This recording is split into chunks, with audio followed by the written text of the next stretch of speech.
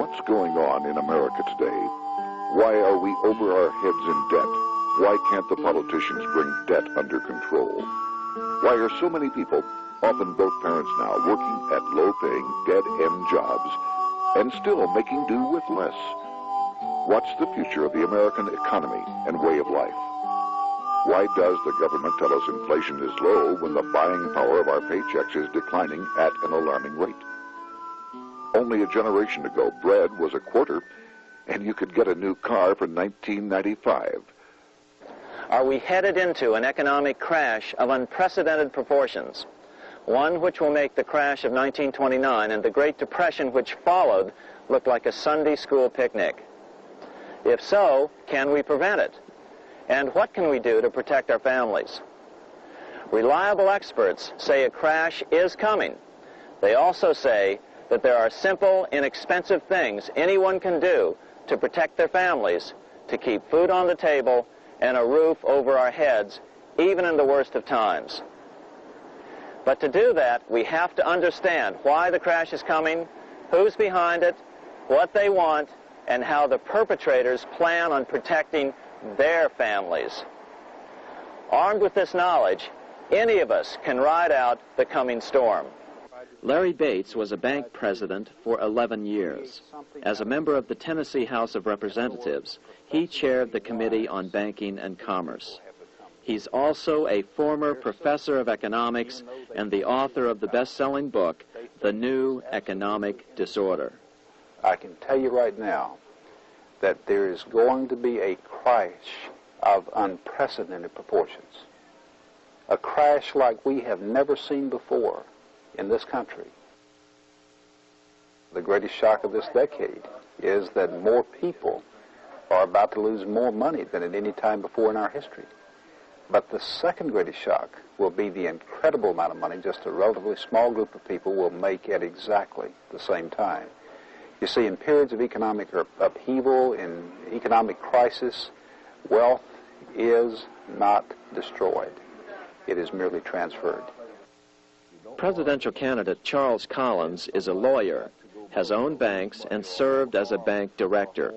He believes we'll never get out of debt because the Federal Reserve is in control of our money. Right now, it's perpetuated by the Federal Reserve, making us borrow the money from them at interest to pay the interest that's already accumulated. So we cannot get out of debt the way we're going now.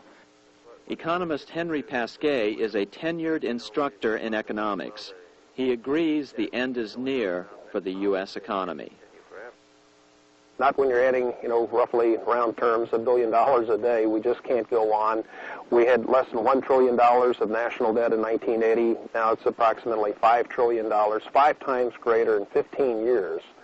It doesn't take a genius to realize that this just can't go on forever.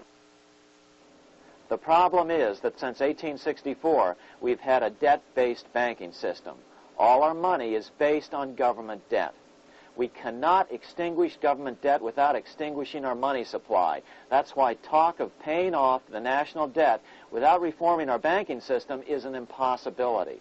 That's why the solution does not lie in discussing the size of the national debt, rather it lies in reforming our banking system. This is the Federal Reserve headquarters in Washington. It sits on this very impressive address, right on Constitution Avenue, right across from the Lincoln Memorial. But is it federal? Is it really part of the United States government? Well, what we're about to show you is that there's nothing federal about the Federal Reserve, and there are no reserves. The name is a deception created back before the Federal Reserve Act was passed in 1913 to make Americans think that America's central bank operates in the public interest.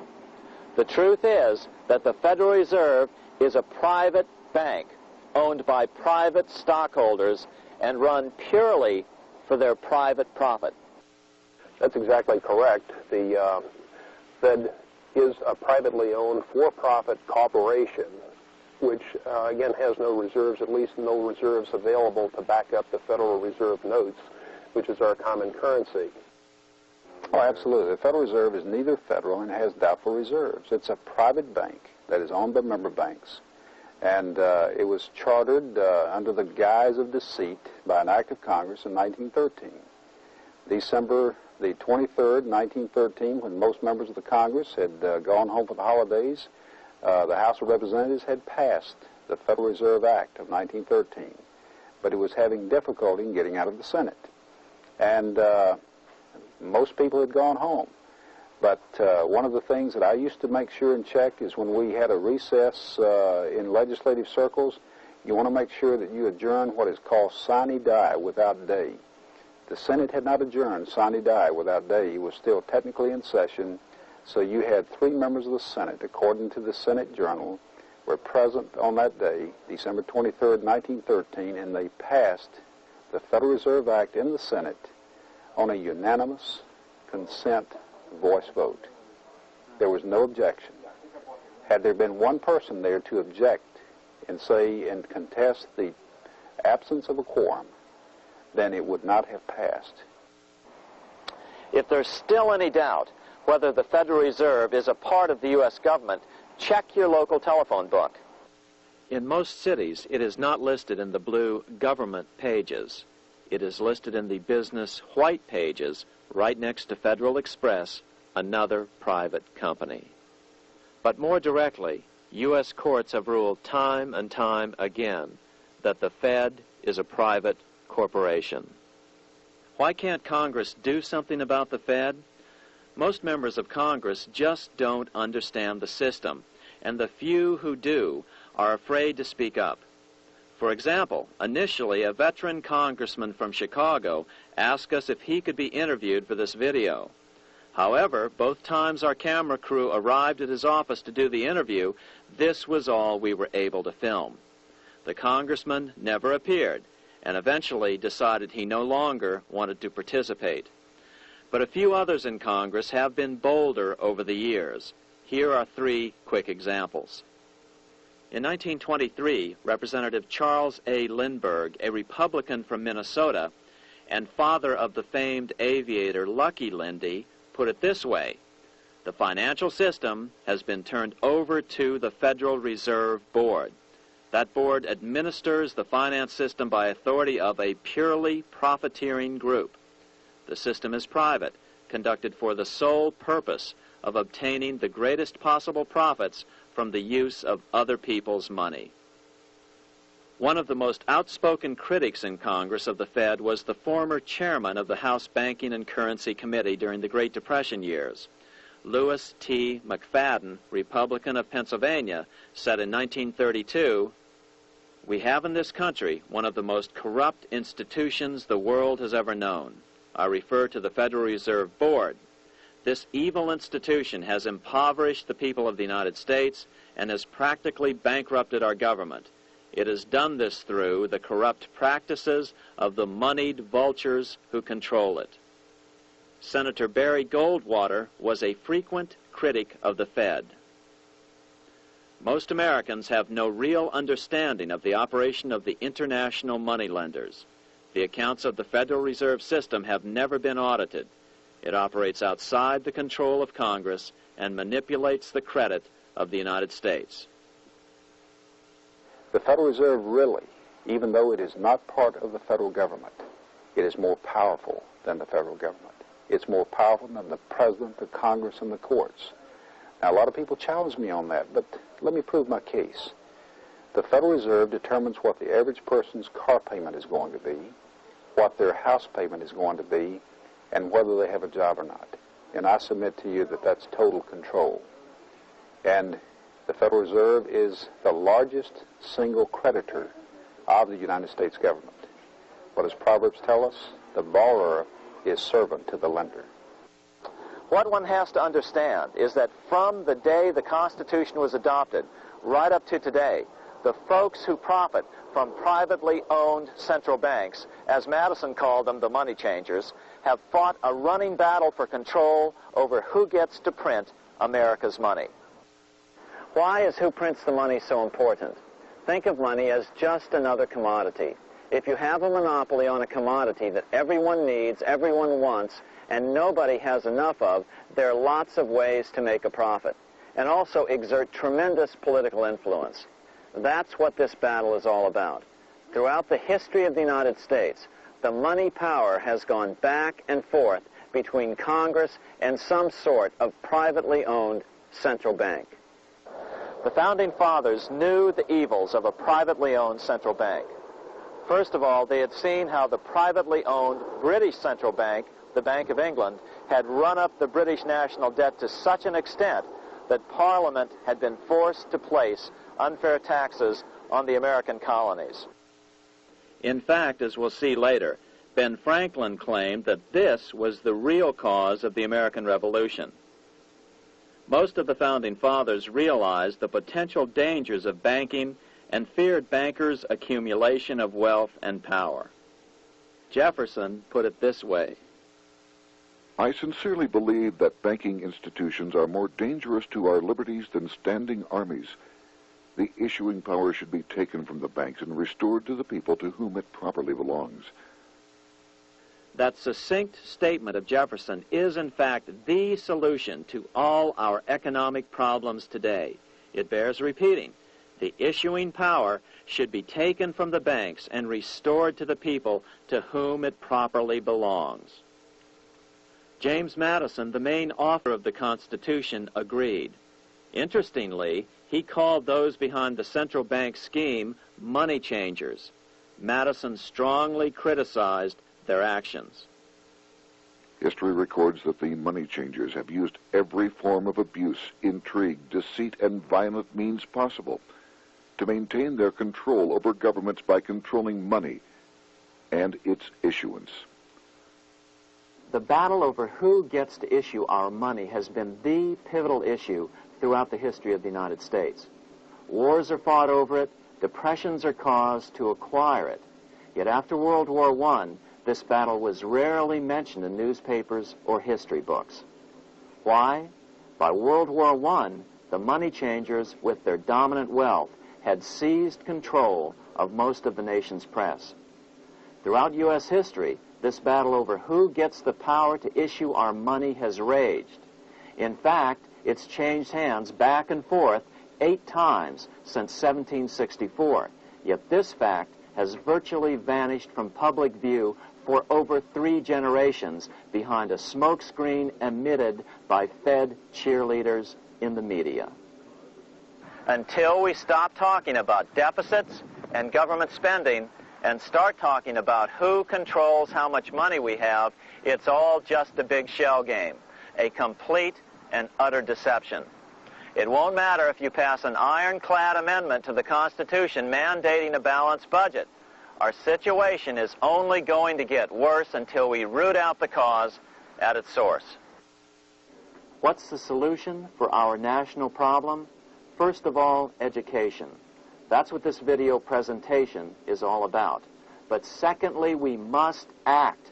We must take back the power to issue our own money. Issuing our own money is not a radical solution. I want to stress that. It's the same solution used at different points in U.S. history by men like Benjamin Franklin, Thomas Jefferson, Andrew Jackson, Martin Van Buren, and Abraham Lincoln. So, to sum it up, in 1913, Congress gave an independent central bank, deceptively named the Federal Reserve, a monopoly over issuing America's money, and the debt generated by this quasi-private corporation is what is killing the American economy. Though the Federal Reserve is now the most powerful central bank in the world, it was not the first. So where did this idea come from? To really understand the magnitude of the problem, we have to travel back to Europe. Just who are these money changers James Madison spoke of? In the Bible, 2,000 years ago, Jesus drove the money changers from the temple. It was the only time Jesus used force during his ministry. What were money changers doing in the temple? When Jews came to Jerusalem to pay their temple tax, they could only pay it with a special coin, the half shekel of the sanctuary. This was a half ounce of pure silver about this size. It was the only coin around at that time which was pure silver and of assured weight, without the image of a pagan emperor. Therefore, to Jews, the half shekel was the only coin acceptable to God. But these coins were not plentiful. The money changers had cornered the market on them. Then they raised the price, just like any other commodity, to whatever the market would bear. In other words, money changers were making exorbitant profits because they held a virtual monopoly on money. The Jews had to pay whatever they demanded. To Jesus, this totally violated the sanctity of God's house.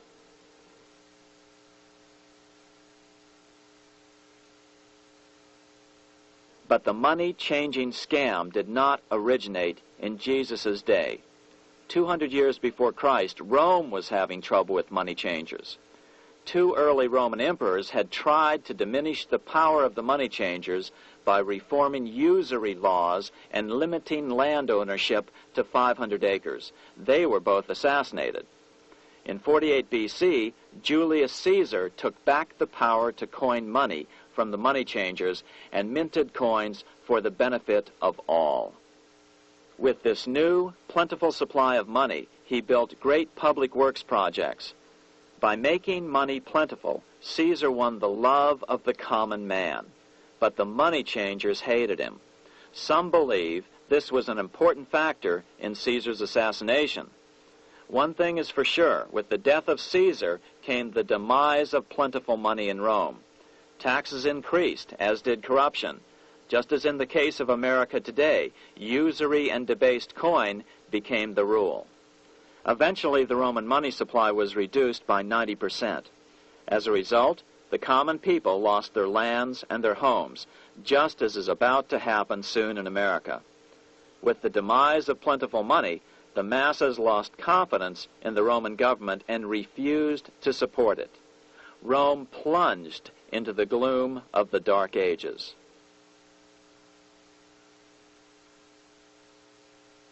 A 1,000 years after the death of Christ, money changers, those who loan out and manipulate the quantity of money, were active in medieval England.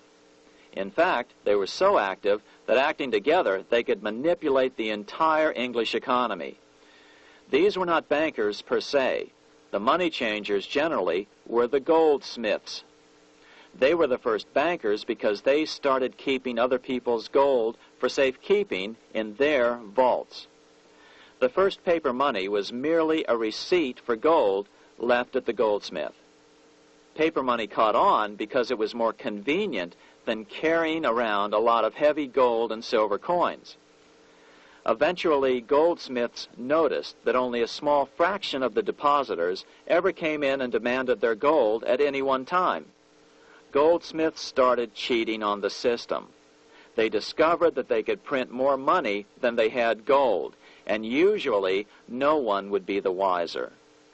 Then they could loan out this extra money and collect interest on it. This was the birth of fractional reserve banking.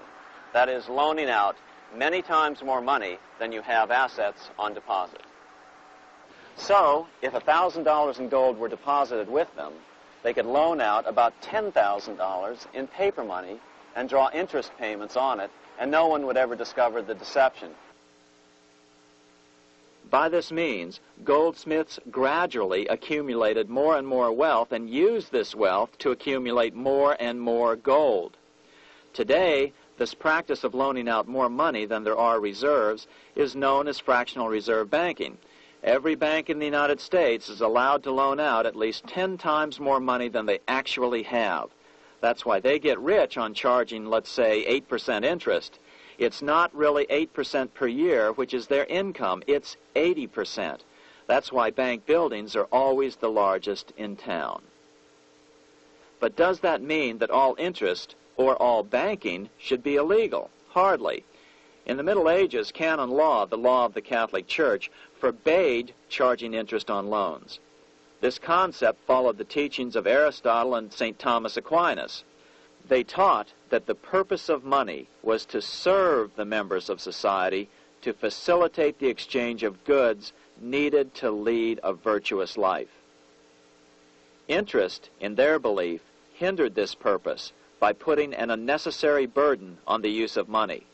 In other words, interest was contrary to reason and justice. Reflecting church law in the Middle Ages, Europe forbade charging interest on loans and made it a crime called usury. As commerce grew, and therefore opportunities for investment arose in the late Middle Ages, it came to be recognized that to loan money had a cost for the lender, both in risk and in lost opportunity. So some charges were allowed, but not interest per se. But all moralists, no matter what religion, condemn fraud, oppression of the poor, and injustice as clearly immoral. As we will see, fractional reserve lending is rooted in a fraud, results in widespread poverty, and reduces the value of everyone else's money. The ancient goldsmiths discovered that extra profits could be made by rowing the economy between easy money and tight money. When they made money easier to borrow, then the amount of money in circulation expanded. Money was plentiful. People took out more loans to expand their businesses. But then the money changers would tighten the money supply. They would make loans more difficult to get. What would happen? Just what happens today. A certain percentage of people could not repay their previous loans and could not take out new loans to repay the old ones. Therefore, they went bankrupt and had to sell their assets to the goldsmiths for pennies on the dollar. The same thing is still going on today. Only today, we call this rowing of the economy up and down the business cycle. Like Julius Caesar, King Henry I of England finally resolved to take the money power away from the goldsmiths about 1100 A.D. Henry could have used anything as money, seashells, feathers, or even yak dung, as is often done in remote Tibetan provinces. But he invented one of the most unusual money systems in history. It was called the tally stick system. Here I have one of the few surviving examples of this form of British money, which lasted 726 years until 1826, a tally stick. The tally system was adopted to avoid the monetary manipulation of the goldsmiths. Tally sticks were money fabricated out of sticks of polished wood. Notches were cut along one edge of the stick to indicate the denominations. Then the stick was split lengthwise through the notches so that both pieces still had a record of the notches. The king kept one half to protect against counterfeiting. Then he would spend the other half into the economy, and they would circulate as money. This particular tally stick is huge. It represented 25,000 pounds.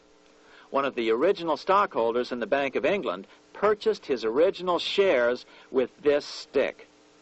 In other words, he bought shares in the world's richest and most powerful corporation with a stick of wood.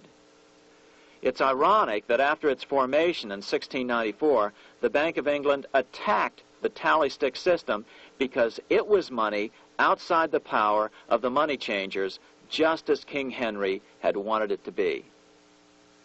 Why do people accept sticks of wood for money? That's a great question. Throughout history, people traded anything they thought had value and used as money. You see, the secret is that money is only what people agree on to use as money. What's our paper money today? It's really just paper. But here's the trick. King Henry ordered that tally sticks had to be used to pay the king's taxes. This built-in demand for tally sticks immediately made them circulate and be accepted as money. And they worked well. In fact, no other form of money has worked so well for so long as tally sticks. Keep in mind, the British Empire was built under the tally stick system. The tally stick system succeeded despite the fact that the money changers constantly attacked it by offering the metal coin system as competition. In other words, metal coins never went completely out of circulation, but tally sticks hung on because they were good for the payment of taxes. Finally, in the 1500s, King Henry VIII relaxed the laws concerning usury, and the money changers wasted no time reasserting themselves. They quickly made their gold and silver money plentiful for a few decades. But when Queen Mary took the throne and tightened the usury laws again, the money changers renewed the hoarding of gold and silver coins, forcing the economy to plummet. When Queen Mary's sister, Queen Elizabeth I, took the throne, she was determined to regain control over English money. Her solution was to issue gold and silver coins from the public treasury and take the control over the money supply away from the money changers. Although control over money was not the only cause of the English Revolution in 1642, religious differences fueled the conflict. Monetary policy played a major role. Financed by the money changers, Oliver Cromwell finally overthrew King Charles, purged the Parliament, and put the king to death. The money changers were immediately allowed to consolidate their financial power. The result was that for the next 50 years, the money changers plunged Great Britain into a series of costly wars. They took over a square mile of property in the center of London, known as the City of London. This area today is still known as one of the 3 predominant financial centers of the world.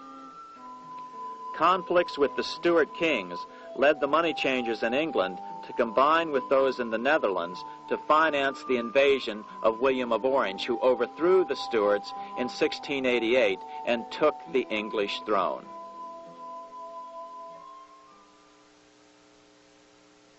By the end of the 1600s, England was in financial ruin. 50 years of more or less continuous wars with France and Holland had exhausted her. Frantic government officials met with the money changers to beg for the loans necessary to pursue their political purposes. The price was high. A government-sanctioned, privately owned bank which could issue money created out of nothing. It was to be the modern world's first privately owned central bank, the Bank of England. Although it was deceptively called the Bank of England to make the general population think it was part of the government, it was not. Like any other private corporation, the Bank of England sold shares to get started. The investors, whose names were never revealed, were supposed to put up £1.25 million British pounds in gold coin to buy their shares in the bank, but only £750,000 was ever received. Despite that, the bank was duly chartered in 1694 and started out in the business of loaning out several times the money it supposedly had in reserves, all at interest. In exchange, the new bank would loan British politicians as much of the new currency as they wanted, as long as they secured the debt by direct taxation of the British people. So, legalization of the Bank of England amounted to nothing less than legal counterfeiting of a national currency for private gain. Unfortunately, nearly every nation now has a privately controlled central bank using the Bank of England as the basic model. Such is the power of these central banks that they soon take total control over a nation's economy. It soon amounts to nothing but a plutocracy ruled by the rich. It would be like putting control of the army in the hands of the mafia. The danger of tyranny would be extreme. Yes, we need central banks. No, we do not need them in private hands. The central bank scam is really a hidden tax. The nation sells bonds to the central bank to pay for things it does not have the political will to raise taxes to pay for. But the bonds are purchased with money the central bank creates out of nothing. More money in circulation makes your money worth less. The government gets as much money as it needs, and the people pay for it in inflation. The beauty of the plan is that not one person in 1,000 can figure it out because it's usually hidden behind complex-sounding economics gibberish. With the formation of the Bank of England, the nation was soon awash in money. Prices throughout the country doubled. Massive loans were granted for just about any wild scheme. One venture proposed to drain the Red Sea to recover gold supposedly lost when the Egyptian army drowned pursuing Moses and the Israelites. By 1698, government debt grew from the initial £1.25 million to £16 million. Naturally, taxes were increased and then increased again to pay for all of this. With the British money supply firmly in their grip, the British economy began a wild roller coaster series of booms and depressions, exactly the sort of thing a central bank claims it is determined to prevent. There are two things which I think are intrinsic not just to the Bank of England, but to central banking generally. The first is an involvement in the formulation of monetary policy with the specific objective of achieving monetary stability.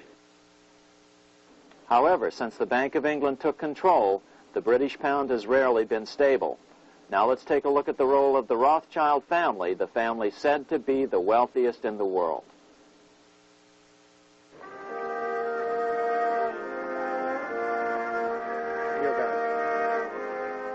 This is Frankfurt, Germany. 50 years after the Bank of England opened its doors, a goldsmith named Amschel Moses Bauer opened a coin shop, a counting house, in 1743. And over the door he placed a sign depicting a Roman eagle on a red shield.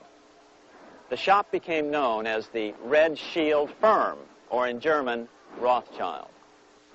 When his son, Amschel Meyer Bauer, inherited the business, he decided to change his name to Rothschild. Amschel soon learned that loaning money to governments and kings was more profitable than loaning to private individuals.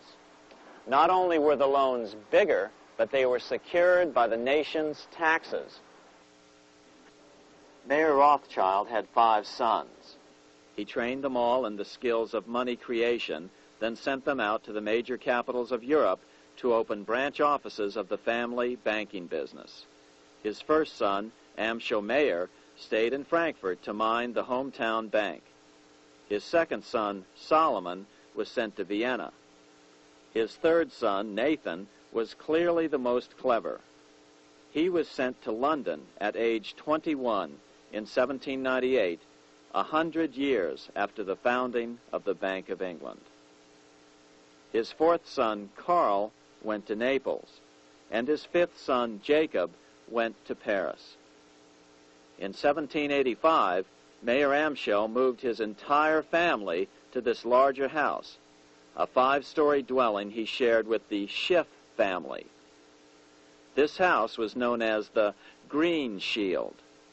The Rothschilds and the Schiffs would play a central role in the rest of European financial history and in that of the United States. The Rothschilds broke into dealings with European royalty here at Williamshall, the palace of the wealthiest man in Germany. In fact, the wealthiest monarch in all Europe, Prince William of Hesse-Kassel. At first, the Rothschilds were only helping William speculate in precious coins. But when Napoleon chased Prince William into exile, he sent £550,000, a gigantic sum at that time, to Nathan Rothschild in London with instructions for him to buy consols, British government bonds, also called government stock. But Rothschild used the money for his own purposes. With Napoleon on the loose, the opportunities of wartime investments were nearly limitless. William returned here sometime prior to the Battle of Waterloo in 1815. He summoned Rothschild and demanded his money back. The Rothschilds returned William's money with the interest the British consuls would have paid him had the investment actually been made.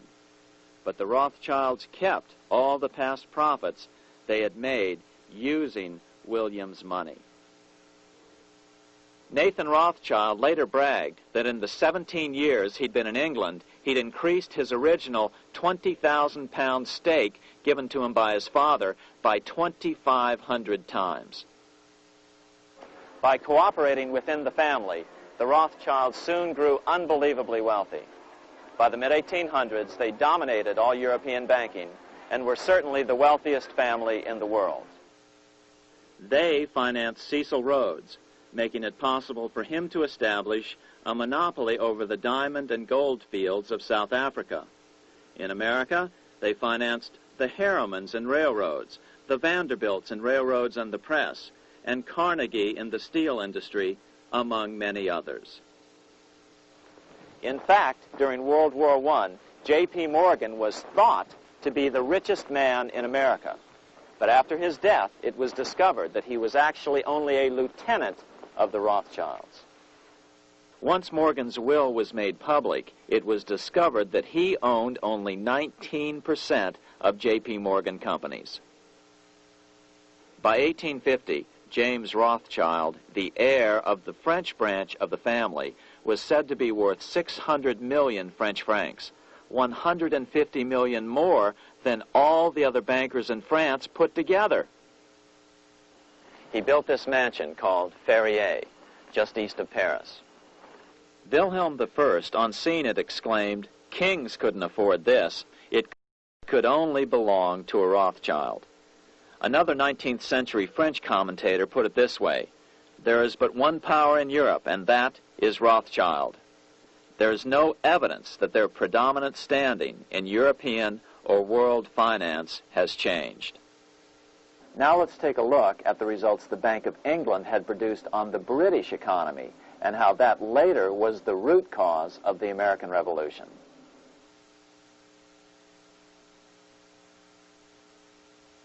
By the mid-1700s, the British Empire was nearing its height of power around the world.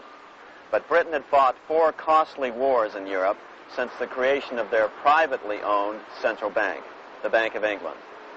The cost had been high. To finance these wars, the British Parliament here had borrowed heavily from the bank. By the mid-1700s, the government's debt here in Britain was £140 million, a staggering sum for those days. Consequently, the British government embarked on a program of trying to raise revenues from their American colonies in order to make their interest payments to the bank. But in America, it was a different story. The scourge of a privately owned central bank had not yet hit. This is Independence Hall in Philadelphia, where the Declaration of Independence and Constitution were signed. In the mid-1700s, pre-revolutionary America was still relatively poor. There was a severe shortage of precious metal coins to trade for goods, so the early colonists were forced to experiment with printing their own homegrown paper money. Some of these experiments were successful. Franklin was a big supporter of the colonies printing their own paper money. In 1757, Franklin was sent to London. He ended up staying for the next 18 years here, nearly until the start of the American Revolution. During this period, the American colonies began to issue their own money. Called colonial scrip, the endeavor was very successful. It provided a reliable medium of exchange, and it also helped to provide a feeling of unity between the colonies. Remember, colonial scrip was just paper money, debt-free money, printed in the public interest, and not backed by gold or silver coin. In other words, it was a totally fiat currency. One day, officials of the Bank of England asked Franklin how he would account for the newfound prosperity of the colonies. Without hesitation, he replied, "That is simple. In the colonies, we issue our own money. It is called colonial scrip. We issue it in proper proportion to the demands of trade and industry to make the products pass easily from the producers to the consumers. In this manner, creating for ourselves our own paper money, we control its purchasing power, and we have no interest to pay to no one." This was just common sense to Franklin, but you can imagine the impact it had on the Bank of England.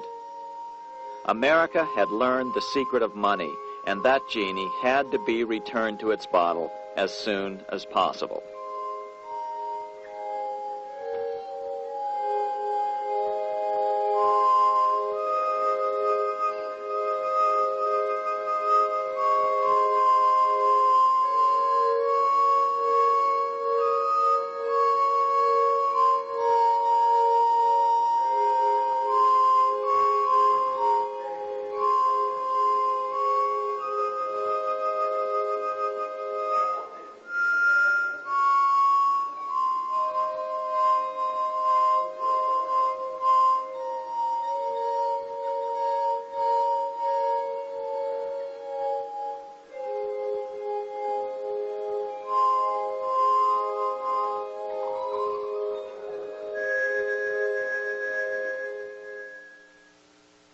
As a result, Parliament hurriedly passed the Currency Act of 1764.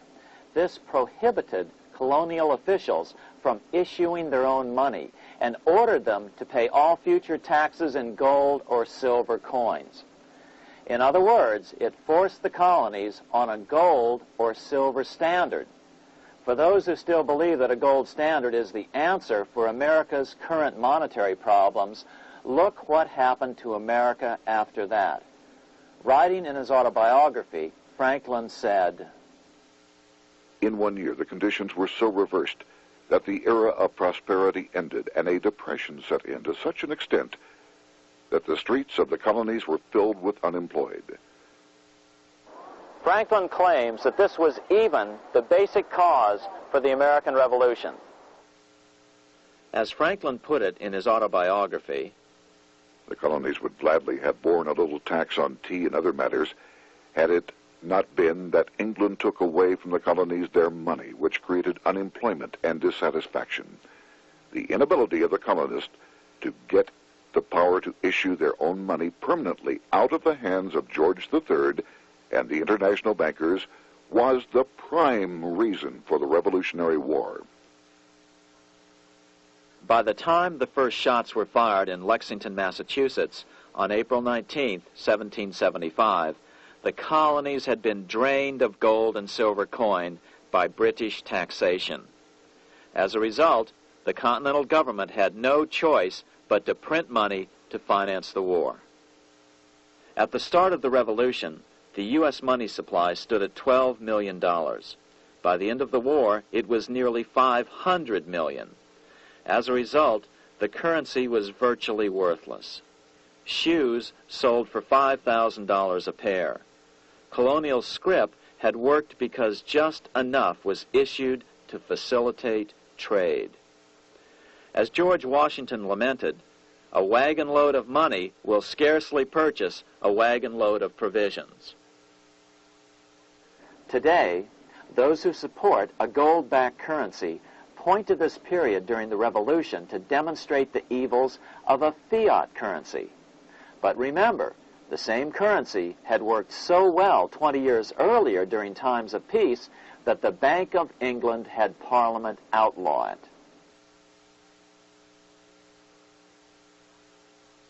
Towards the end of the Revolution, the Continental Congress, meeting here at Independence Hall, grew desperate for money. In 1781, they allowed Robert Morris, their financial superintendent, to open a privately owned central bank. Incidentally, Morris was a wealthy man who had grown wealthier during the Revolution by trading in war materials. Called the Bank of North America, the new bank was closely modeled after the Bank of England. It was allowed to practice fractional reserve banking. That is, it could lend out money it didn't have, then charge interest on it. If you or I were to do that, we would be charged with fraud, a felony. The bank's charter called for private investors to put up $400,000 worth of initial capital. But when Morris was unable to raise the money, he brazenly used his political influence to have gold deposited in the bank, which had been loaned to America by France. He then loaned this money to himself and his friends to reinvest in shares of the bank. And, like the Bank of England, the bank was given a monopoly over the national currency. Soon the dangers became clear. The value of American currency continued to plummet. So, 4 years later, in 1785, the bank's charter was not renewed. The leader of the effort to kill the bank, William Findley of Pennsylvania, explained the problem this way, quote, "This institution, having no principle but that of avarice, will never be varied in its object, to engross all the wealth, power, and influence of the state." The men behind the Bank of North America, Alexander Hamilton, Robert Morris, and the bank's president, Thomas Whiling, did not give up. Only 6 years later, Hamilton, then Secretary of the Treasury, and his mentor, Morris, rammed a new privately owned central bank through the new Congress. called the First Bank of the United States, Thomas Weiling again served as the bank's president. The players were the same, only the name of the bank was changed.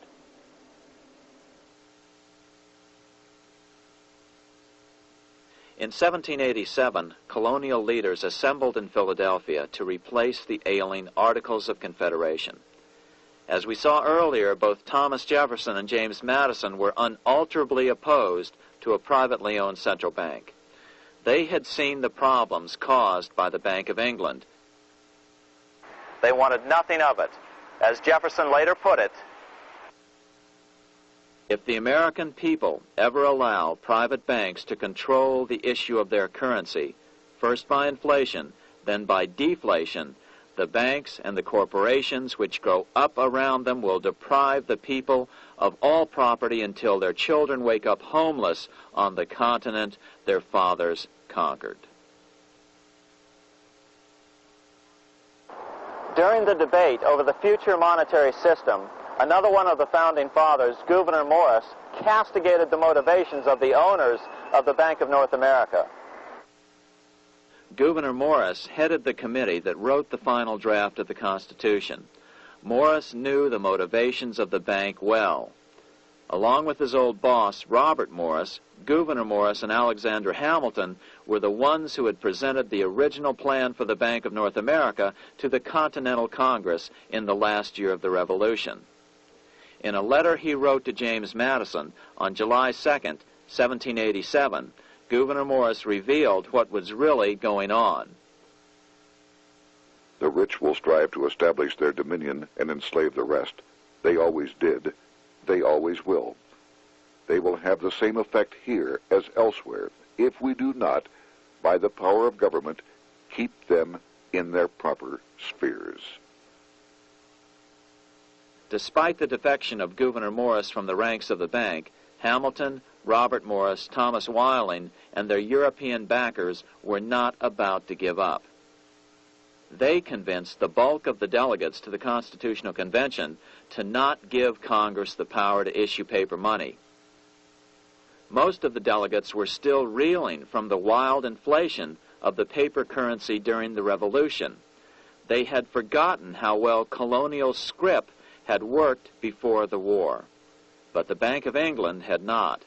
The money changers could not stand to have America printing her own money again.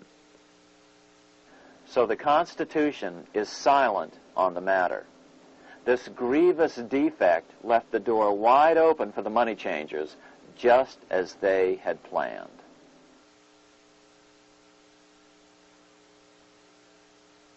In 1790, less than 3 years after the Constitution had been signed, the money changers struck again. The newly appointed first Secretary of the Treasury, Alexander Hamilton, proposed a bill to the Congress calling for a new, privately owned central bank. Coincidentally, that was the very year that Amschel Rothschild made his pronouncement from his flagship bank in Frankfurt.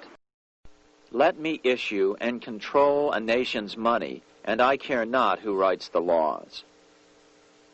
Alexander Hamilton was a tool of the international bankers, and he wanted to create the U.S. Bank, the BUS, or the Bank of the United States, and did so. Interestingly, one of Hamilton's first jobs after graduating from law school in 1782 was as an aide to Robert Morris, the head of the Bank of North America. In fact, the year before, Hamilton had written Morris a letter saying, "A national debt, if it is not excessive, will be to us a national blessing." A blessing to whom?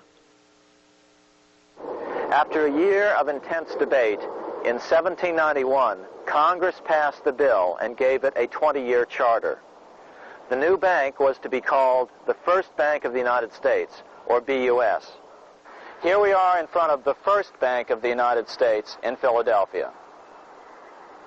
The bank was given a monopoly on printing U.S. currency, even though 80% of its stock would be held by private investors.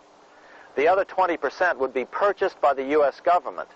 But the reason was not to give the government a piece of the action. It was to provide the capital for the other 80% owners. As with the old Bank of North America and the Bank of England before that, the stockholders never paid the full amount for their shares.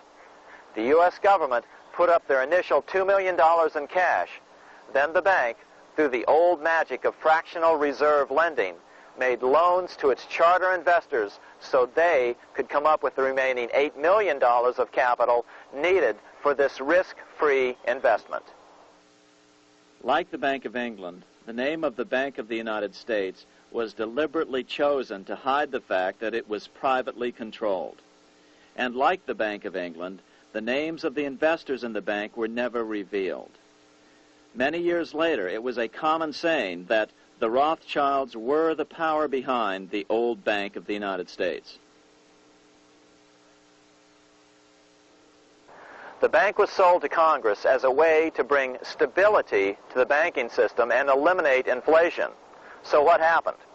Over the first 5 years, the U.S. government borrowed $8.2 million from the Bank of the United States. In the same 5-year period, prices rose by 72%. Jefferson, as the new Secretary of State, watched the borrowing with sadness and frustration, unable to stop it. I wish it were possible to obtain a single amendment to our Constitution, taking from the federal government the power of borrowing. Millions of Americans feel the same way today. They watch in helpless frustration as the federal government borrows the American economy into oblivion. So, although it was called the first Bank of the United States, it was not the first attempt at a privately owned central bank in this country.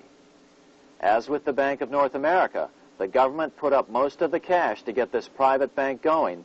Then the bankers loaned the money to each other to buy the remaining stock in the bank. It was a scam, plain and simple, and they wouldn't be able to get away with it for long. But first, we have to travel back to Europe to see how a single man was able to manipulate the entire British economy by obtaining the first news of Napoleon's final defeat.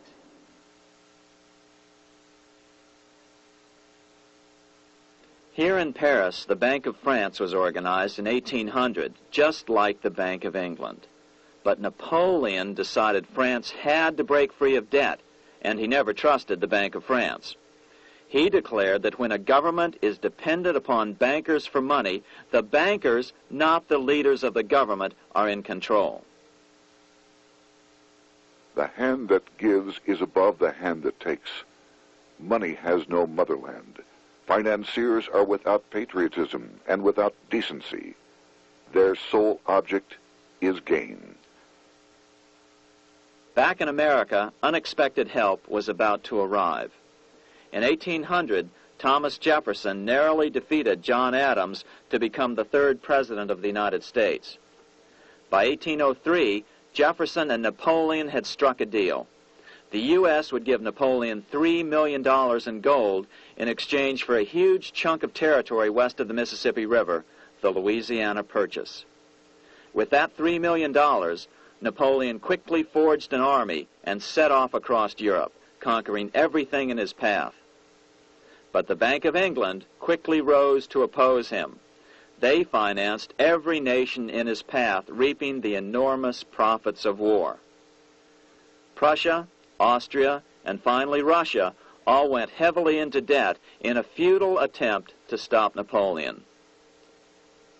4 years later, with the main French army in Russia, 30-year-old Nathan Rothschild, the head of the London office of the Rothschild family, personally took charge of a bold plan to smuggle a much-needed shipment of gold right through France to finance an attack by the Duke of Wellington from Spain. Nathan later bragged at a dinner party in London that it was the best business he'd ever done. Little did he know that he would do much better business in the near future. Wellington's attacks from the south and other defeats eventually forced Napoleon to abdicate, and Louis XVIII was crowned king. Napoleon was exiled to Elba, a tiny island off the coast of Italy, supposedly exiled from France forever. While Napoleon was in exile on Elba, temporarily defeated by England with the financial help of the Rothschilds, America was trying to break free of its central bank as well.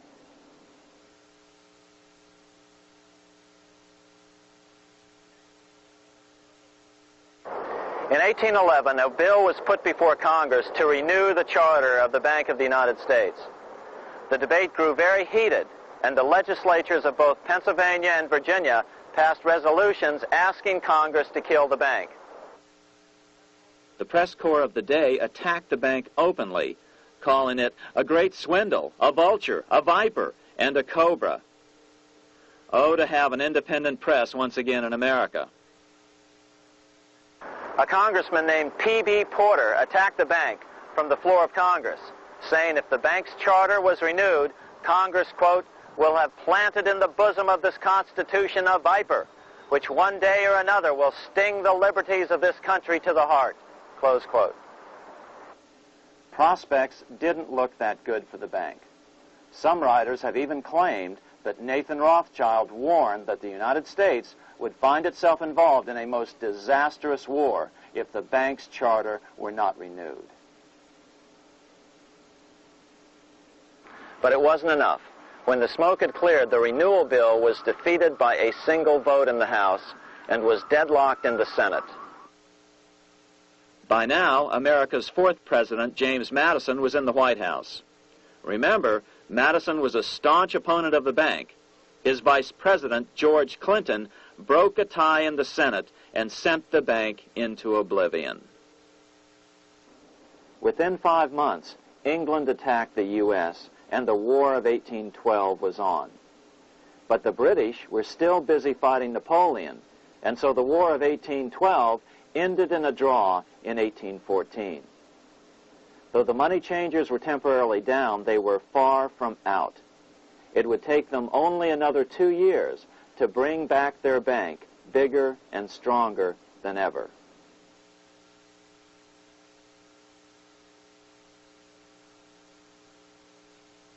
But now let's return to Napoleon, because nothing else in history more aptly demonstrates the ingenuity of the Rothschild family than their control of the British stock market after Waterloo. In 1815, a year after the end of the War of 1812 in America, Napoleon escaped his exile and returned to Paris. French troops were sent out to capture him, but such was his charisma that the soldiers rallied around their old leader and hailed him as their emperor once again. In March of 1815, Napoleon equipped an army which Britain's Duke of Wellington defeated less than 90 days later at Waterloo. Some writers claim Napoleon borrowed £5 million from the Bank of England to rearm, but it appears these funds actually came from the Ouvard banking house in Paris. Nevertheless, from about this point on, it was not unusual for privately controlled central banks to finance both sides in a war. Why would a central bank finance opposing sides in a war? Because war is the biggest debt generator of them all. A nation will borrow any amount for victory. The ultimate loser is loaned just enough to hold out the vain hope of victory, and the ultimate winner is given enough to win. Besides, such loans are usually conditioned upon the guarantee that the victor will honor the debts of the vanquished.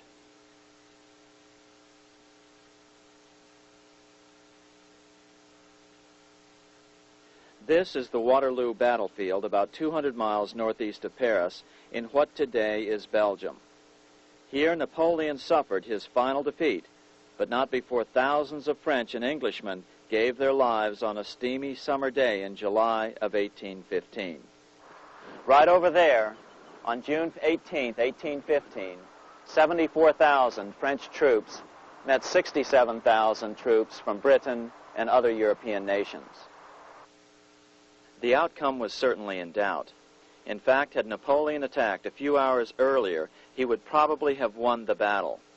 But no matter who won or lost, back in London, Nathan Rothschild planned to use the opportunity to try to seize control over the British stock and bond market and possibly even the Bank of England. Rothschild stationed a trusted agent, a man named Rothworth, on the north side of the battlefield, closer to the English Channel. Once the battle had been decided, Rothworth took off for the Channel. He delivered the news to Nathan Rothschild a full 24 hours before Wellington's own courier. Rothschild hurried to the stock market and took up his usual position in front of an ancient pillar. All eyes were on him. The Rothschilds had a legendary communications network. If Wellington had been defeated and Napoleon was loose on the continent again, Britain's financial situation would become grave indeed. Rothschild looked saddened. He stood there motionless, eyes downcast. Then suddenly he began selling. Other nervous investors saw that Rothschild was selling. It could only mean one thing. Napoleon must have won, Wellington must have lost. The market plummeted. Soon everyone was selling their consols, their British government bonds, and prices dropped sharply. But then Rothschild started secretly buying up the consols through his agents for only a fraction of their worth hours before. Myths, legends, you say? 100 years later, the New York Times ran a story which said that Nathan's grandson had attempted to secure a court order to suppress a book with this stock market story in it. The Rothschild family claimed the story was untrue and libelous, but the court denied the Rothschilds' request and ordered the family to pay all court costs. What's even more interesting about this story is that some authors claim that the day after the Battle of Waterloo, in a matter of hours, Nathan Rothschild came to dominate not only the bond market, but the Bank of England as well. Whether or not the Rothschild family seized control of the Bank of England, the first privately owned central bank in a major European nation and the wealthiest, one thing is certain. By the mid-1800s, the Rothschilds were the richest family in the world, bar none. They dominated the new government bond markets and branched into other banks and industrial concerns. In fact, the rest of the 19th century was known as the Age of the Rothschilds. Despite this overwhelming wealth, the family has generally cultivated an aura of invisibility. Although the family controls scores of industrial, commercial, mining, and tourist corporations, only a handful bear the Rothschild name. By the end of the 19th century, one expert estimated that the Rothschild family controlled half the wealth of the world. Whatever the extent of their vast wealth, it is reasonable to assume that their percentage of the world's wealth has increased since then. But since the turn of the century, the Rothschilds have cultivated the notion that their power has somehow waned even as their wealth increases.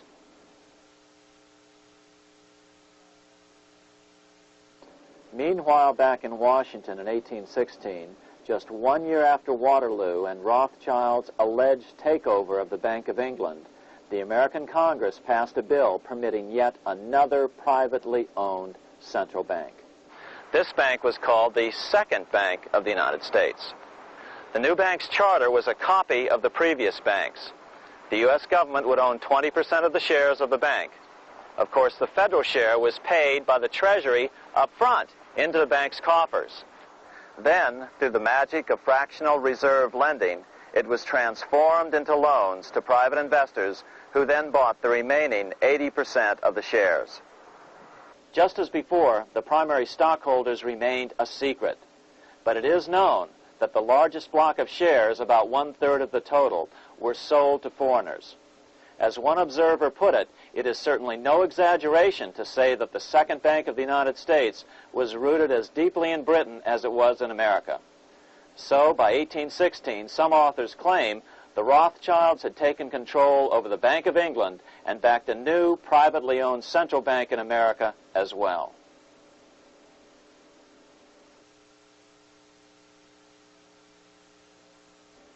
After 12 years of manipulations of the U.S. economy on the part of the Second Bank of the U.S., the American people had had just about enough.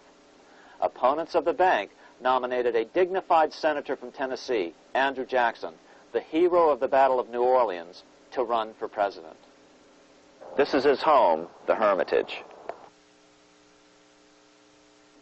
No one gave Jackson a chance initially. The bank had long ago learned how the political process could be controlled with money. To the surprise and dismay of the money changers, Jackson was swept into office in 1828. Jackson was determined to kill the bank at the first opportunity and wasted no time in trying to do so.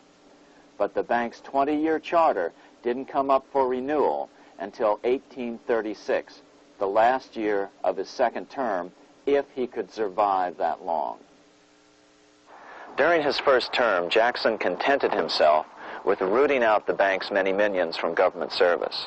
He fired 2,000 of the 11,000 employees of the federal government.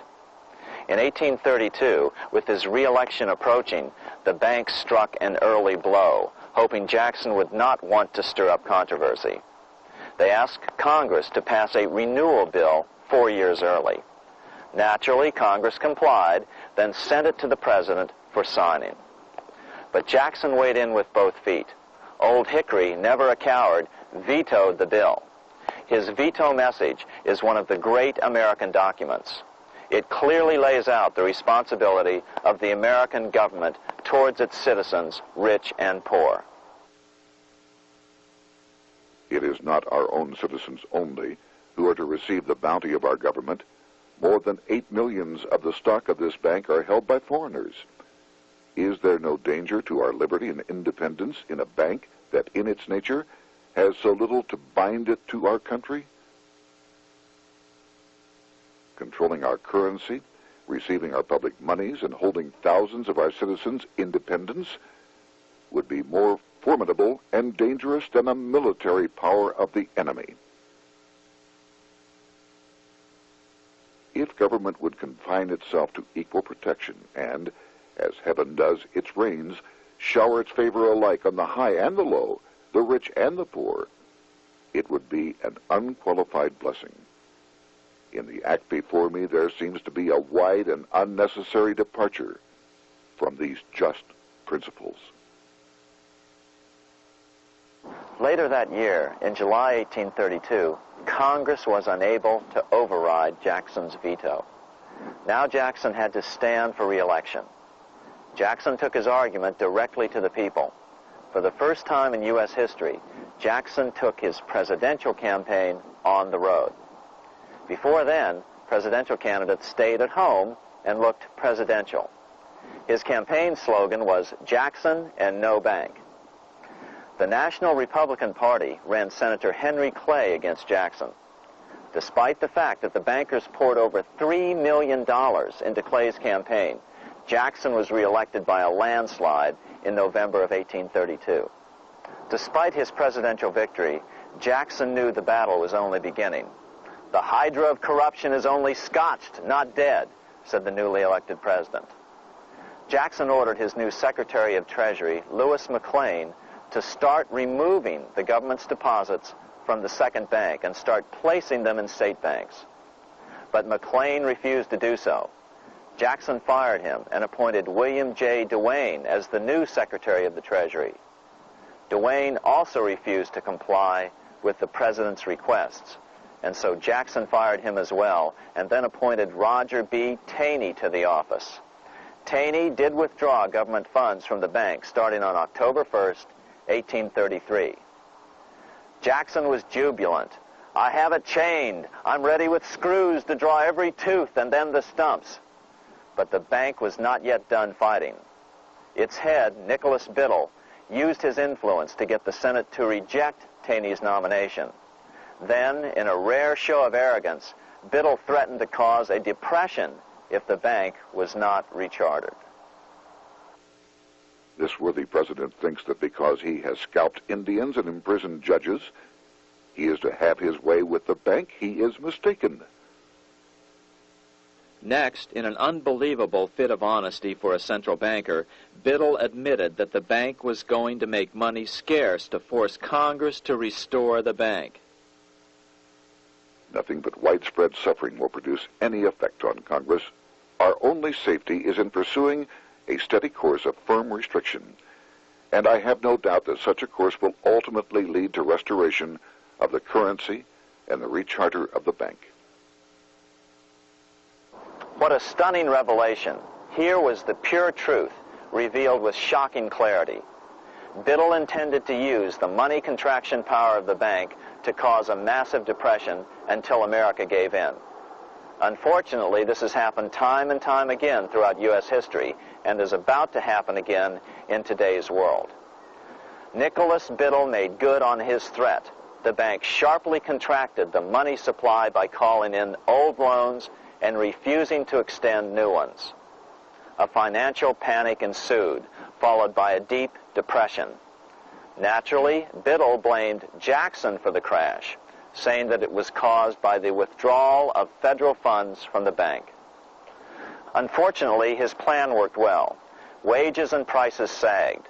Unemployment soared along with business bankruptcies. The nation quickly Unfortunately, his plan worked well. Wages and prices sagged. Unemployment soared along with business bankruptcies. The nation quickly went into an uproar. Newspaper editors blasted Jackson in editorials. The bank threatened to withhold payments, which then could be made directly to key politicians for their support. Within only months, Congress assembled in what was called the panic session. 6 months after he had withdrawn funds from the bank, Jackson was officially censured by a resolution which passed the Senate by a vote of 26 to 20. It was the first time a president had ever been censured by Congress. Jackson lashed out at the bank. "You are a den of vipers. I intend to rout you out, and by eternal God, I will rout you out." America's fate teetered on a knife edge. If Congress could muster enough votes to override Jackson's veto, the bank would be granted another 20-year monopoly or more over America's money, time enough to consolidate its already great power. Then a miracle occurred. The governor of Pennsylvania came out supporting President Jackson and strongly criticized the bank. On top of that, Biddle had been caught boasting in public about the bank's plan to crash the economy. Suddenly, the tide shifted. In April of 1834, the House of Representatives voted 134 to 82 against rechartering the bank. This was followed up by an even more lopsided vote to establish a special committee to investigate whether the bank had caused the crash. When the investigating committee arrived at the bank's door in Philadelphia, armed with a subpoena to examine the books, Biddle refused to give them up. Nor would he allow inspection of correspondence with congressmen relating to their personal loans and advances he'd made to them. He also refused to testify before the committee back in Washington. On January 8, 1835, Jackson paid off the final installment on the national debt, which had been necessitated by allowing the banks to issue currency for government bonds rather than simply issuing treasury notes without such debt. He was the only president to ever pay off the debt. A few weeks later, on January 30th, 1835, an assassin by the name of Richard Lawrence tried to shoot President Jackson, but by the grace of God, both pistols misfired. Lawrence was later found not guilty by reason of insanity. After his release, he bragged to friends that powerful people in Europe had put him up to the task and promised to protect him if he were caught. The following year, when its charter ran out, the Second Bank of the United States ceased functioning as the nation's central bank. Biddle was later arrested and charged with fraud. He was tried and acquitted, but died shortly thereafter while still tied up in civil suits. After his second term as president, Jackson retired here to the Hermitage outside of Nashville to live out his life. He is still remembered here for his determination to kill the bank. In fact, he killed it so well that it took the money changers 77 years to undo the damage. When asked what his most important accomplishment had been, Jackson replied, "I killed the bank." Unfortunately, even Jackson failed to grasp the entire picture and its root cause. Although Jackson had killed the central bank, the most insidious weapon of the money changers, fractional reserve banking, remained in use by the numerous state-chartered banks. This fueled economic instability in the years before the Civil War. Still, the central bankers were out, and as a result, America thrived as it expanded westward. During this time, the principal money changers struggled to regain their lost centralized power, but to no avail. Then, finally, they reverted to the old central bankers' formula: war to create debt and dependency. If they couldn't get their central bank any other way, America could be brought to its knees by plunging it into a civil war, just as they had done in 1812 after the first Bank of the United States was not rechartered. 1 month after the inauguration of Abraham Lincoln, the first shots of the American Civil War were fired here at Fort Sumter, South Carolina, on April 12, 1861. Certainly slavery was a cause for the Civil War, but not the primary cause. Lincoln knew that the economy of the South depended upon slavery, and so before the Civil War, he had no intention of eliminating it. Lincoln had put it this way in his inaugural address only 1 month earlier. I have no purpose, directly or indirectly, to interfere with the institution of slavery in the states where it now exists. I believe I have no lawful right to do so, and I have no inclination to do so. Even after the first shots were fired here at Fort Sumter, Lincoln continued to insist that the Civil War was not about the issue of slavery. My paramount objective is to save the Union, and it is not either to save or destroy slavery. If I could save the Union without freeing any slave, I would do it. So what was the Civil War all about? There were many factors at play. Northern industrialists had used protective tariffs to prevent the southern states from buying cheaper European goods. Europe retaliated by stopping cotton imports from the South. The southern states were in a double financial bind.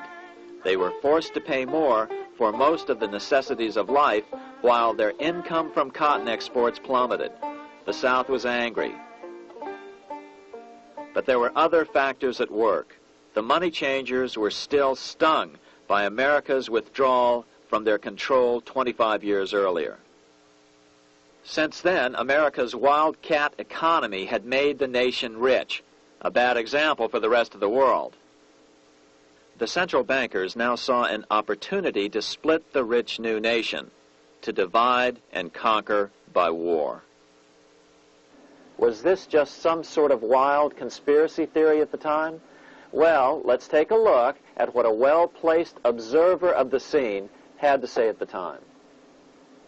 His name was Otto von Bismarck, Chancellor of Germany, the man who united the German states a few years later.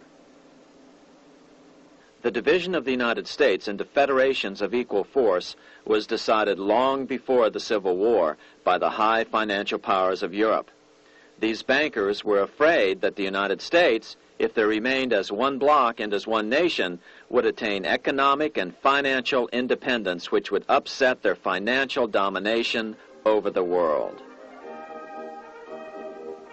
Within months after the first shots here at Fort Sumter, the central bankers loaned Napoleon III of France, the nephew of the Waterloo Napoleon, 210 million francs to seize Mexico and station troops along the southern border of the U.S., taking advantage of their war to violate the Monroe Doctrine and return Mexico to colonial rule.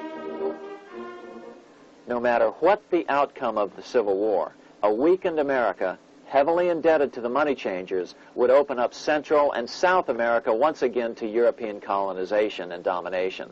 The very thing America's Monroe Doctrine had forbade in 1823.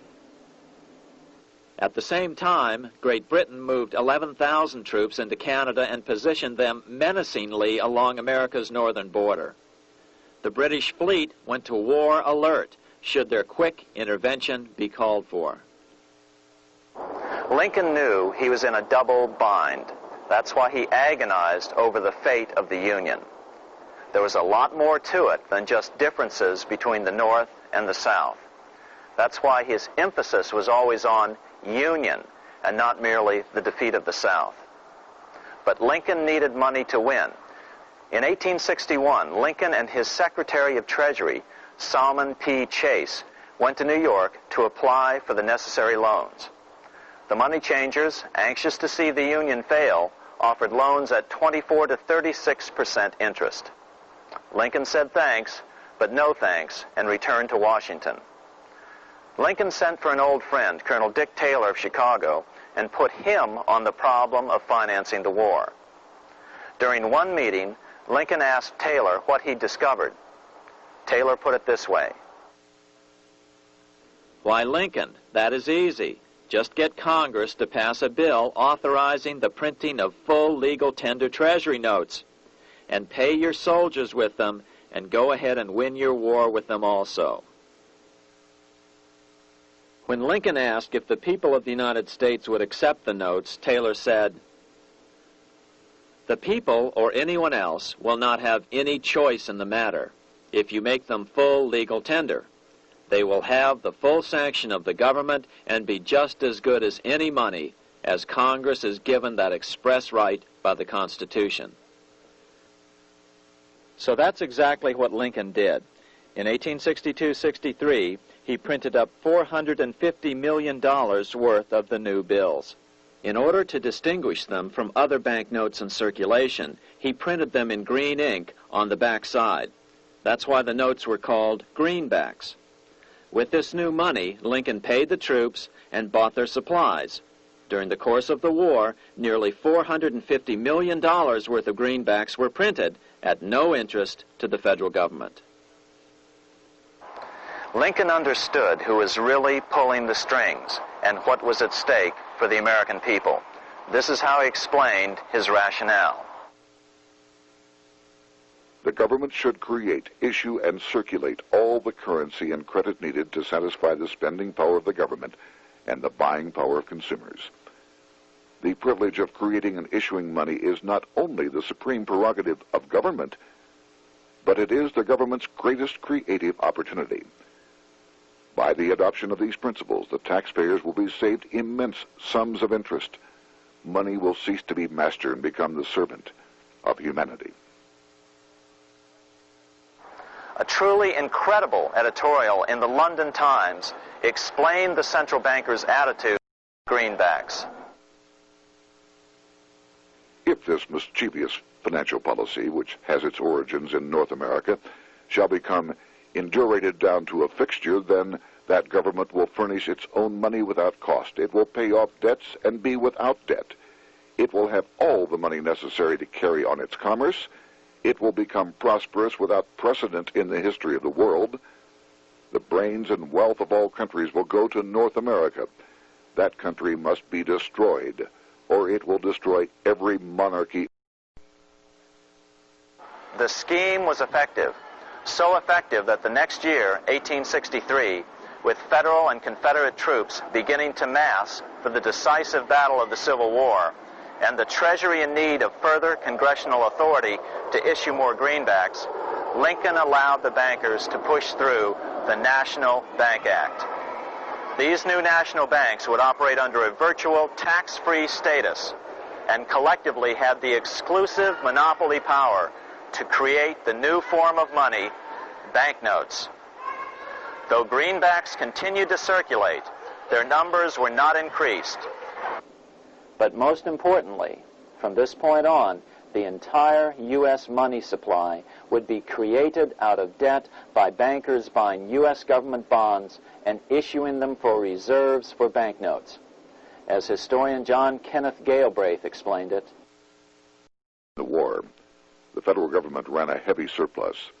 It could not, however, pay off its debt, retire its securities, because to do so meant there would be no bonds to back the national banknotes. To pay off the debt was to destroy the money supply.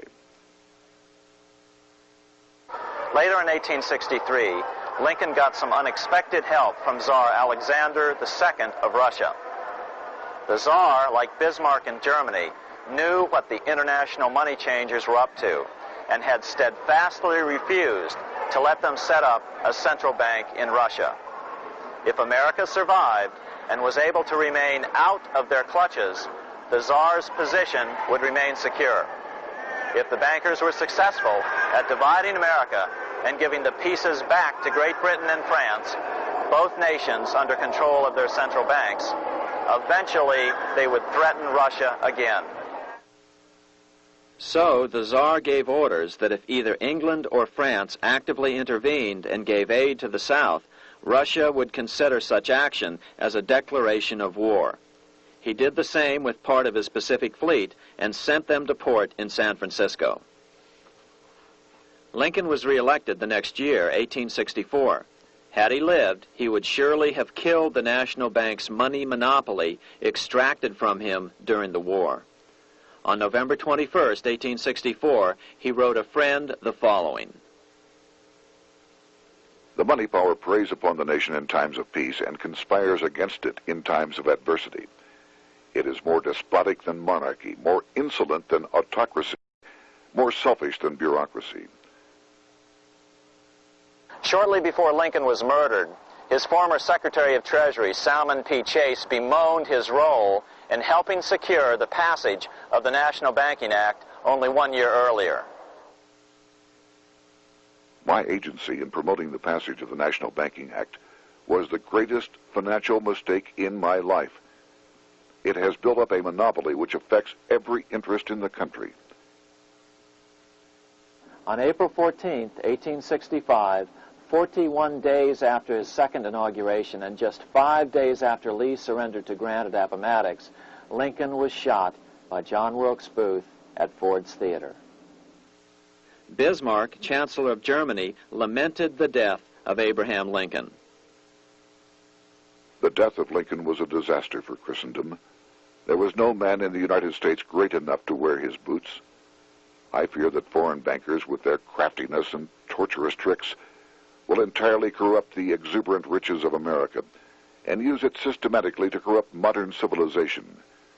They will not hesitate to plunge the whole of Christendom into wars and chaos in order that the earth should become their inheritance. Bismarck well understood the money changers' plan. Allegations that international bankers were responsible for Lincoln's assassination surfaced in Canada 70 years later in 1934. Gerald G. McGeer, a popular and well-respected Canadian attorney, revealed this stunning charge in a 5-hour speech before the Canadian House of Commons, blasting Canada's debt-based money system. Remember, it was 1934, the height of the Great Depression, which was ravaging Canada as well. McGeer had obtained evidence deleted from the public record, provided to him by Secret Service agents at the trial of John Wilkes Booth after Booth's death. McGeer said it showed that Booth was a mercenary working for the international bankers. According to an article in the Vancouver Sun of May 2nd, 1934, Abraham Lincoln, the martyred emancipator of the slaves, was assassinated through the machinations of a group representative of the international bankers who feared the United States President's national credit ambitions. There was only one group in the world at that time who had any reason to desire the death of Lincoln. They were the men opposed to his national currency program and who had fought him throughout the whole Civil War on his policy of greenback currency. Interestingly, McGeer claimed that Lincoln was assassinated not only because international bankers wanted to reestablish a central bank in America, but because they also wanted to base America's currency on gold. Gold they controlled. In other words, put America on a gold standard. Lincoln had done just the opposite by issuing U.S. notes, greenbacks, which were based purely on the good faith and credit of the United States. The article quoted McGeer as saying, "They were the men interested in the establishment of the gold standard and the right of the bankers to manage the currency and credit of every nation in the world. With Lincoln out of the way, They were able to proceed with that plan and did proceed with it in the United States. Within 8 years after Lincoln's assassination, silver was demonetized and the gold standard money system set up in the United States. Not since Lincoln has the U.S. issued debt-free United States notes. These red-sealed bills, which were issued in 1963, were not a new issue from President Kennedy, but merely the old greenbacks reissued year after year. In another act of folly and ignorance, the 1994 Regal Act actually authorized the replacement of Lincoln's greenbacks with debt-based notes. In other words, greenbacks were in circulation in the United States until 1994. Why was silver bad for the bankers and gold good? Simple. Because silver was plentiful in the United States. It was very hard to control. Gold was, and always has been, scarce. Throughout history, it has been relatively easy to monopolize gold, but silver has historically been 15 times more plentiful. With Lincoln out of the way, the money changers' next objective was to gain complete control over America's money. This was no easy task. With the opening of the American West, silver had been discovered in huge quantities. On top of that, Lincoln's greenbacks were generally popular. Despite the European central bankers' deliberate attacks on greenbacks, they continued to circulate in the United States, in fact, until a few years ago. According to historian W. Cleon Skousen, right after the Civil War, there was considerable talk about reviving Lincoln's brief experiment with the constitutional monetary system. Had not the European Money Trust intervened, it would have no doubt become an established institution. it is clear that the concept of America printing her own debt-free money sent shockwaves throughout the European central banking elite. They watched with horror as Americans clamored for more greenbacks. They may have killed Lincoln, but support for his monetary ideas grew. On April 12, 1866, nearly 1 year to the day of Lincoln's assassination, Congress went to work at the bidding of the European central banking interests.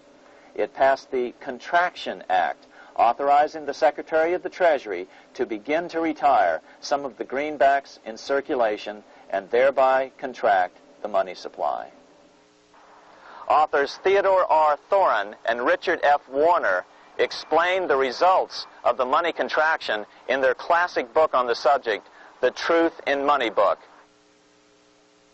The hard times which occurred after the Civil War could have been avoided if the greenback legislation had continued as President Lincoln had intended. Instead, there were a series of money panics, what we call recessions, which put pressure on Congress to enact legislation to place the banking system under centralized control. Eventually, the Federal Reserve Act was passed on December 23, 1913. In other words, the money changers wanted two things: the reinstitution of a central bank under their exclusive control, and two, an American currency backed by gold. Their strategy was twofold. First of all, cause a series of panics to try to convince the American people that only centralized control of the money supply could provide economic stability.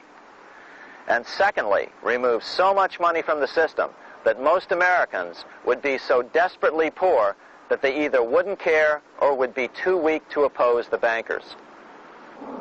In 1866, there was $1.8 billion in currency in circulation in the United States, about $50.46 per capita. In 1867 alone, $500 million, $500 million, was removed from the U.S. money supply. 10 years later, in 1876, America's money supply was reduced to only $600 million. In other words, 2/3 of America's money had been called in by the bankers. Only $14.60 per capita remained in circulation. 10 years later, the money supply had been reduced to only $400 million, even though the population had boomed. The result was that only $6.67 per capita remained in circulation, a 760% loss in buying power over 20 years. Today, economists try to sell the idea that recessions and depressions are a natural part of something they call the business cycle. The truth is, our money supply is manipulated now just as it was before and after the Civil War. How did this happen? How did money become so scarce? Simple. Bank loans were called in and no new ones were given. In addition, silver coins were melted down. In 1872, a man named Ernest Sed was given 100,000 pounds, about $500,000, by the Bank of England and sent to America to bribe necessary congressmen to get silver demonetized. He was told that if that was not sufficient, to draw an additional 100,000 pounds or as much more as was necessary. The next year, Congress passed the Coinage Act of 1873, and the minting of silver dollars abruptly stopped. In fact, Representative Samuel Hooper, who introduced the bill in the House, acknowledged that Mr. Sed actually drafted the legislation. But it gets even worse than that. In 1874, Sed himself admitted who was behind the scheme. I went to America in the winter of 1872-73, authorized to secure, if I could, the passage of a bill demonetizing silver. It was in the interest of those I represented, the governors of the Bank of England, to have it done. By 1873, gold coins were the only form of coin money. But the contest over control of America's money was not yet over. Only 3 years later, in 1876, with 1/3 of America's workforce unemployed, the population was growing restless.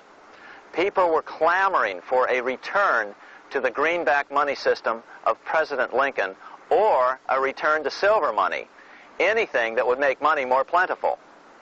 That year, Congress created the United States Silver Commission to study the problem.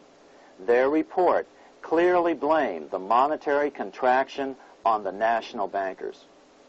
The report is interesting because it compares the deliberate money contraction by the national bankers after the Civil War to the fall of the Roman Empire. The disaster of the Dark Ages was caused by decreasing money and falling prices. Without money, civilization could not have had a beginning, and with a diminishing supply, it must languish, and unless relieved, finally perish. At the Christian era, the metallic money of the Roman Empire amounted to $1,800,000,000. By the end of the 15th century, it had shrunk to less than $200 million. History records no other such disastrous transition as that from the Roman Empire to the Dark Ages.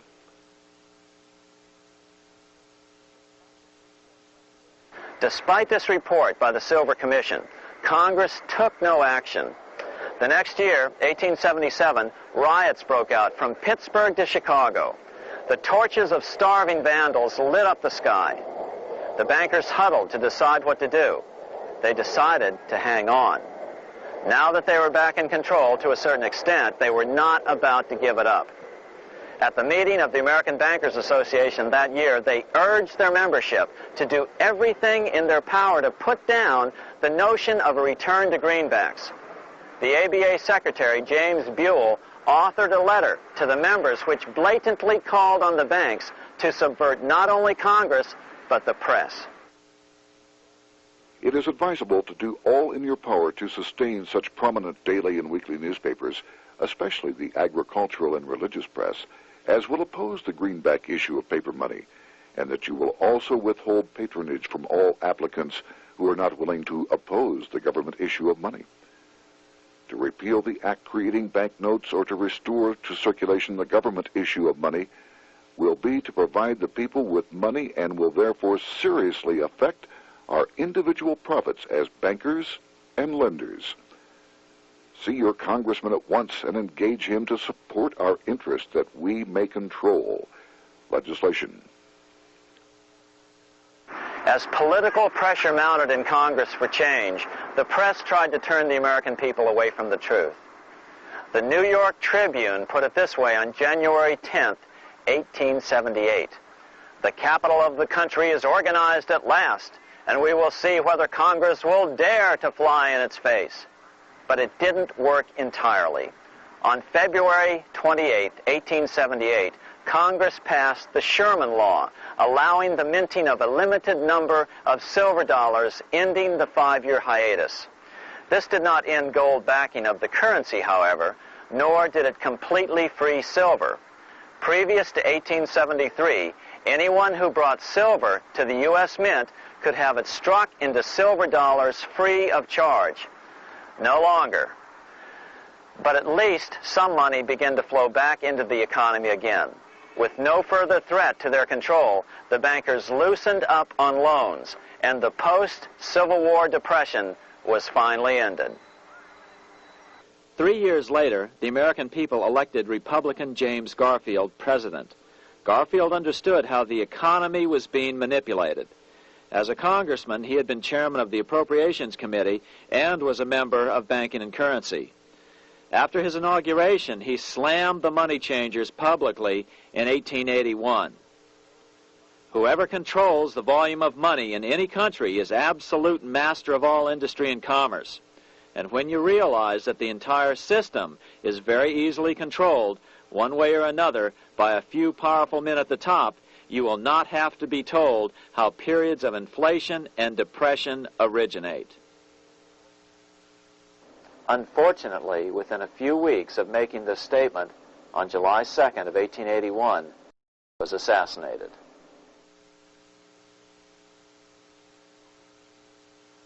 The money changers were gathering strength fast.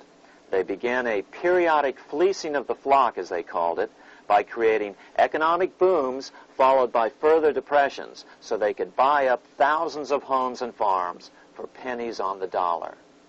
In 1891, the money changers prepared to take the American economy down again, and their methods and motives were laid out with shocking clarity in a memo sent out by the American Bankers Association, the ABA, an organization in which most bankers were members.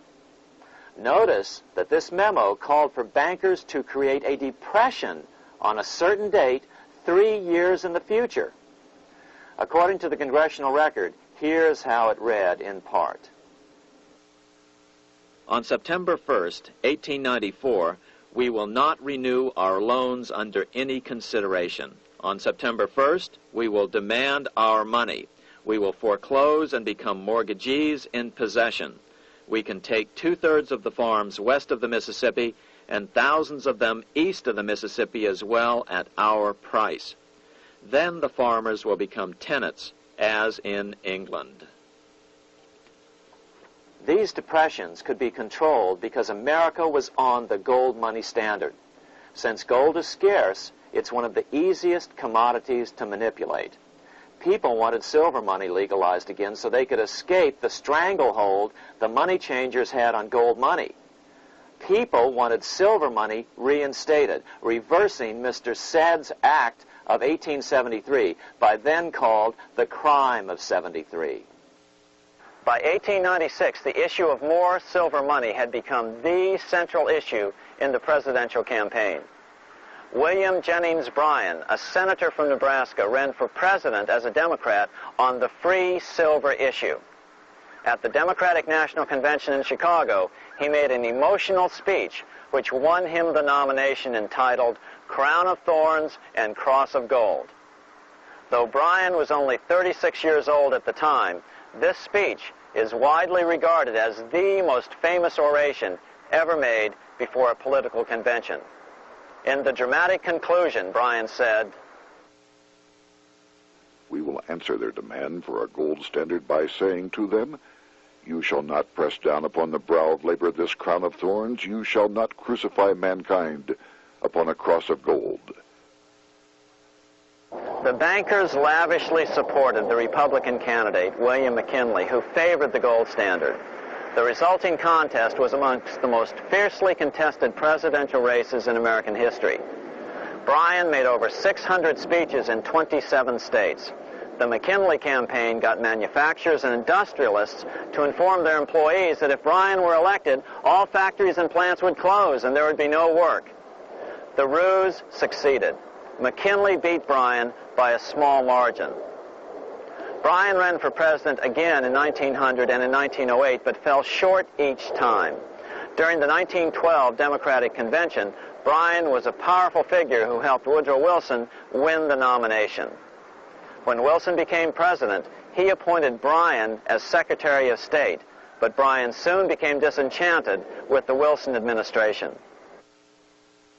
Bryan served only 2 years in the Wilson administration before resigning in 1915 over the highly suspicious sinking of the Lusitania, the event which was used to drive America into World War I. Although William Jennings Bryan never gained the presidency, his efforts delayed the money changers for 17 years from attaining their next goal, a new, privately owned central bank for America.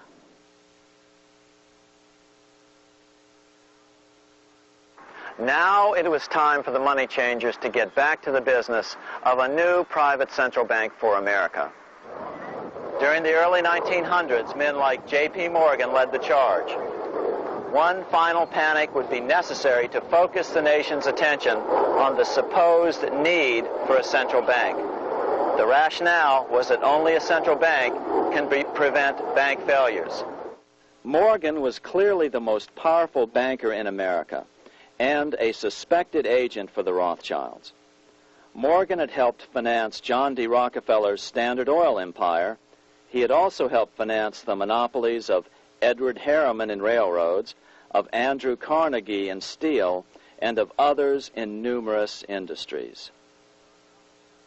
But on top of that, J.P. Morgan's father, Junius Morgan, had been America's financial agent to the British. After his father's death, J.P. Morgan took on a British partner, Edward Grenfell, a longtime director of the Bank of England. In fact, upon Morgan's death, his estate contained only a few $1 million. The bulk of the securities most people thought he owned were, in fact, owned by others. In 1902, President Theodore Roosevelt allegedly went after Morgan and his friends by using the Sherman Antitrust Act to try to break up their industrial monopolies. Actually, Roosevelt did very little to interfere in the growing monopolization of American industry by the bankers and their surrogates. For example, Roosevelt supposedly broke up the Standard Oil monopoly, but it wasn't really broken at all. It was merely divided into 7 corporations, all still controlled by the Rockefellers. The public was aware of this thanks to political cartoonists like Thomas Nast, who referred to the bankers as the money trust. By 1907, the year after Teddy Roosevelt's re-election, Morgan decided it was time to try for a central bank again. Using their combined financial muscle, Morgan and his friends were secretly able to crash the stock market. Thousands of small banks were vastly overextended. Some had reserves of less than 1% thanks to the fractional reserve principle. Within days, bank runs were commonplace across the nation. Now Morgan stepped into the public arena and offered to prop up the faltering American economy by supporting failing banks with money he manufactured out of nothing. It was an outrageous proposal, far worse than even fractional reserve banking, but Congress let him do it. Morgan manufactured $200 million worth of this completely reserveless private money and bought things with it, paid for services with it, and sent some of it to his branch banks to lend out at interest. His plan worked. Soon, the public regained confidence in money in general and quit hoarding their currency. But as a result, banking power was further consolidated into the hands of a few large banks. By 1908, the panic was over, and Morgan was hailed as a hero by the president of Princeton University, a man by the name of Woodrow Wilson. All this trouble could be averted if we appointed a committee of 6 or 7 public-spirited men like J.P. Morgan to handle the affairs of our country. Economics textbooks would later explain that the creation of the Federal Reserve System was the direct result of the panic of 1907. Quote, "With its alarming epidemic of bank failures, the country was fed up once and for all with the anarchy of unstable private banking," close quote. But Minnesota Congressman Charles A. Lindbergh Sr., the father of the famous aviator Lucky Lindy, later explained that the panic of 1907 was really just a scam. Those not favorable to the money trust could be squeezed out of business, and the people frightened into demanding changes in the banking and currency laws which the money trust would frame. So, since the passage of the National Bank Act of 1863, the money changers had been able to create a series of booms and busts. The purpose was not only to fleece the American public of their property, but to later claim that the banking system was basically so unstable that it had to be consolidated into a central bank once again.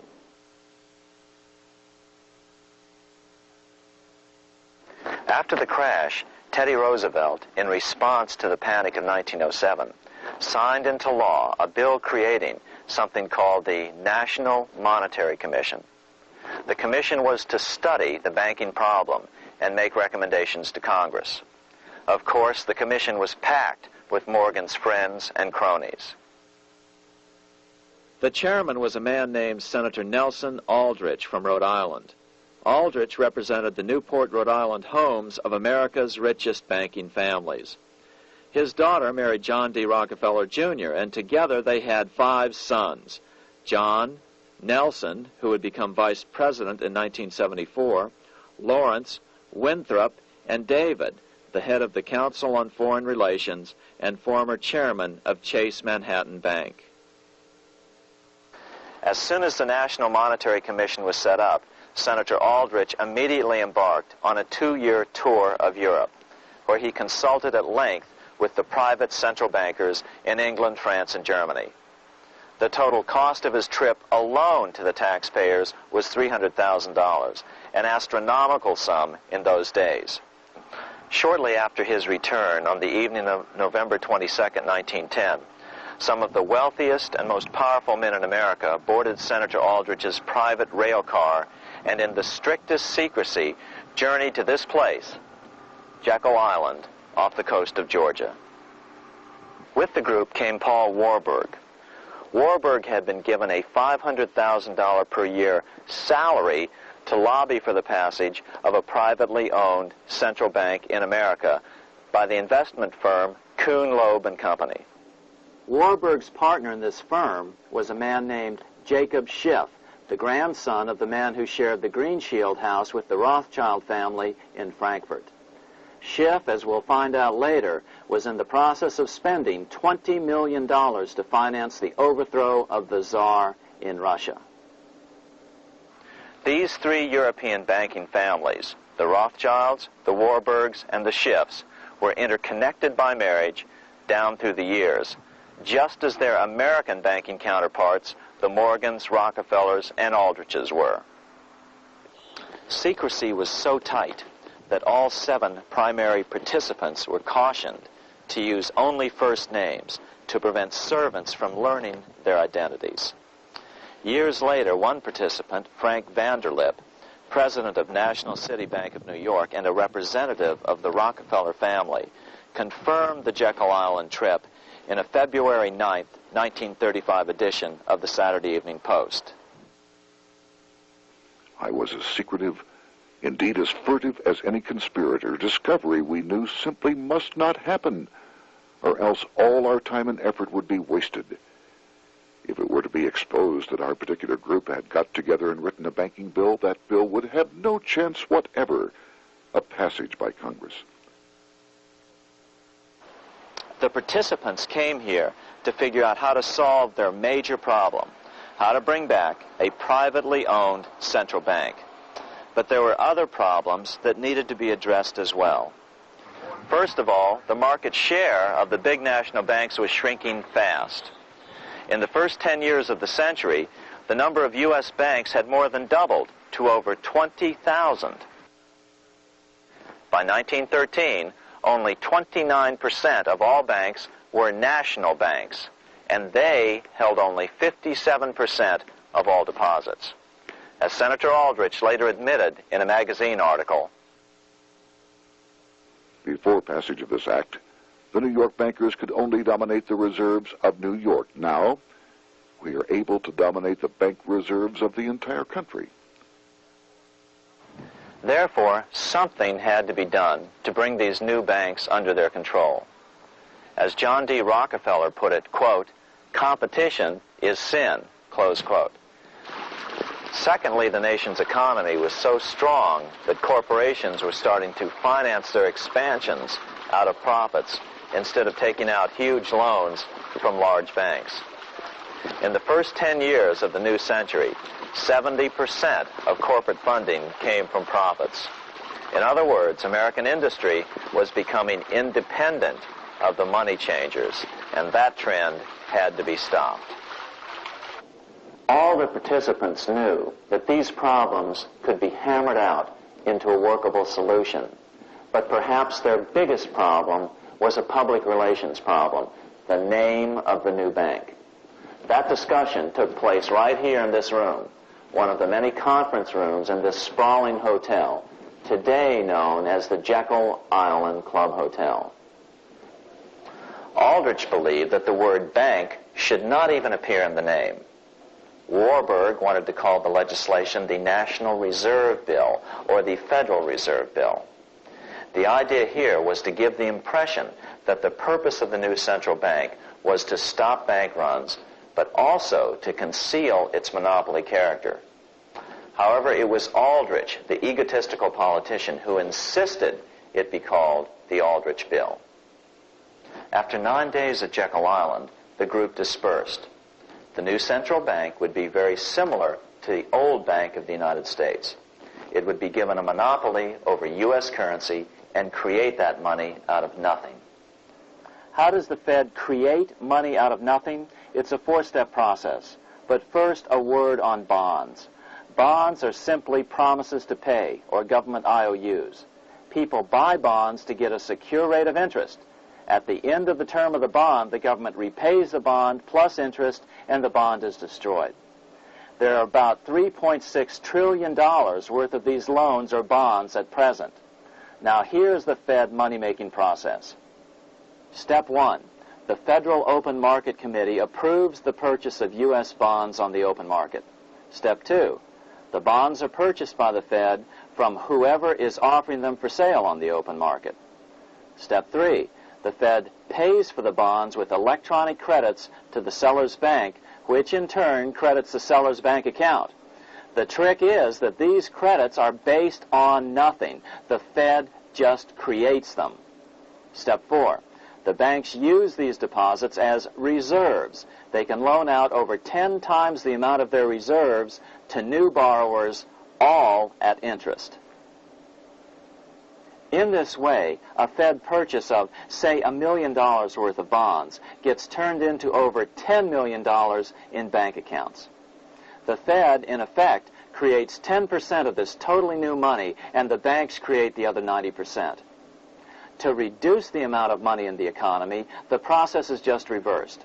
The Fed sells bonds to the public, and the money flows out of the purchaser's local bank. Loans must be reduced by 10 times the amount of the sale. So, a Fed sale of $1 million in bonds results in $10 million less money in the economy. So how does this benefit the bankers whose representatives huddled at Jekyll Island? First, it totally misdirected banking reform efforts from proper solutions. Second, it prevented a proper debt-free system of government finance, like Lincoln's greenbacks, from making a comeback. The bond-based system of government finance forced on Lincoln after he created greenbacks was now cast in stone. Third, it delegated to the bankers the right to create 90% of our money supply based on only fractional reserves, which they then loan out at interest. Fourth, it centralized overall control of our nation's money supply in the hands of a few men. Fifth, it established a central bank with a high degree of independence from effective political control. Soon after its creation, the Fed's great contraction in the early 1930s would cause the Great Depression. This independence has been enhanced since then through additional laws. In order to fool the public into thinking the government retained control, the plan called for the Fed to be run by a board of governors appointed by the President and approved by the Senate. But all the bankers had to do was to be sure their men got appointed to the Board of Governors. That wasn't hard. Bankers have money, and money buys influence over politicians. Once the participants left Jekyll Island, the public relations blitz was on.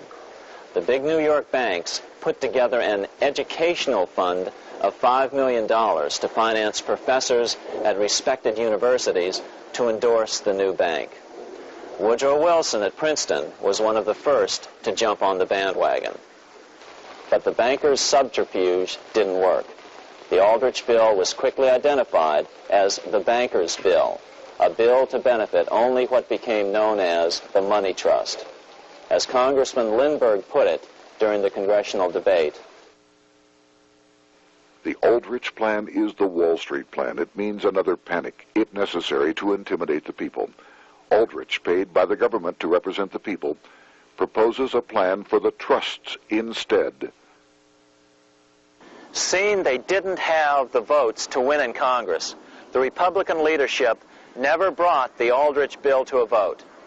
The bankers quietly decided to move to track 2, the Democratic alternative. They began financing Woodrow Wilson as the Democratic nominee. As respected historian James Perloff put it, Wall Street financier Bernard Baruch was put in charge of Wilson's education. Baruch brought Wilson to the Democratic Party headquarters in New York in 1912, leading him like one would a poodle on a string. Wilson received an indoctrination course from the leaders convened there.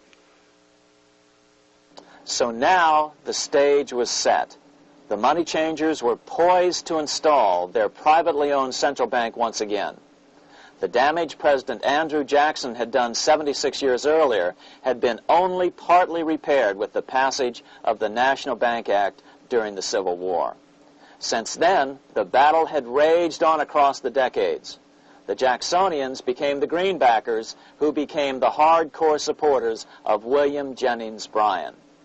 With Bryan leading the charge, these opponents of the money changers, ignorant of Baruch's tutelage, now threw themselves behind Democrat Woodrow Wilson. They and Bryan would soon be betrayed.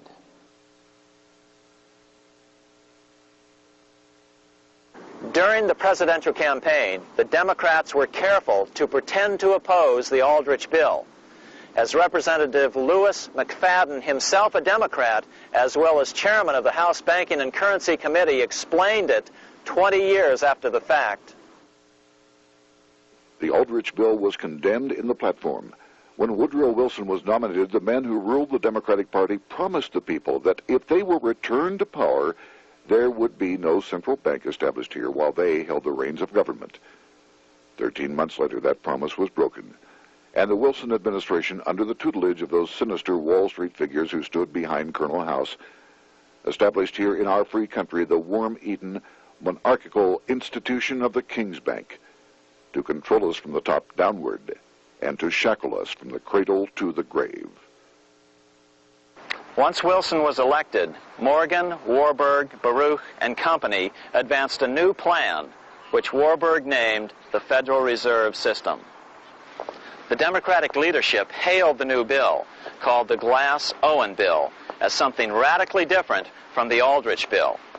But in fact, the bill was virtually identical in every important detail. In fact, so vehement were the Democratic denials of similarity that Paul Warburg, the father of both bills, had to step in to reassure his paid friends in Congress that the two bills were virtually identical.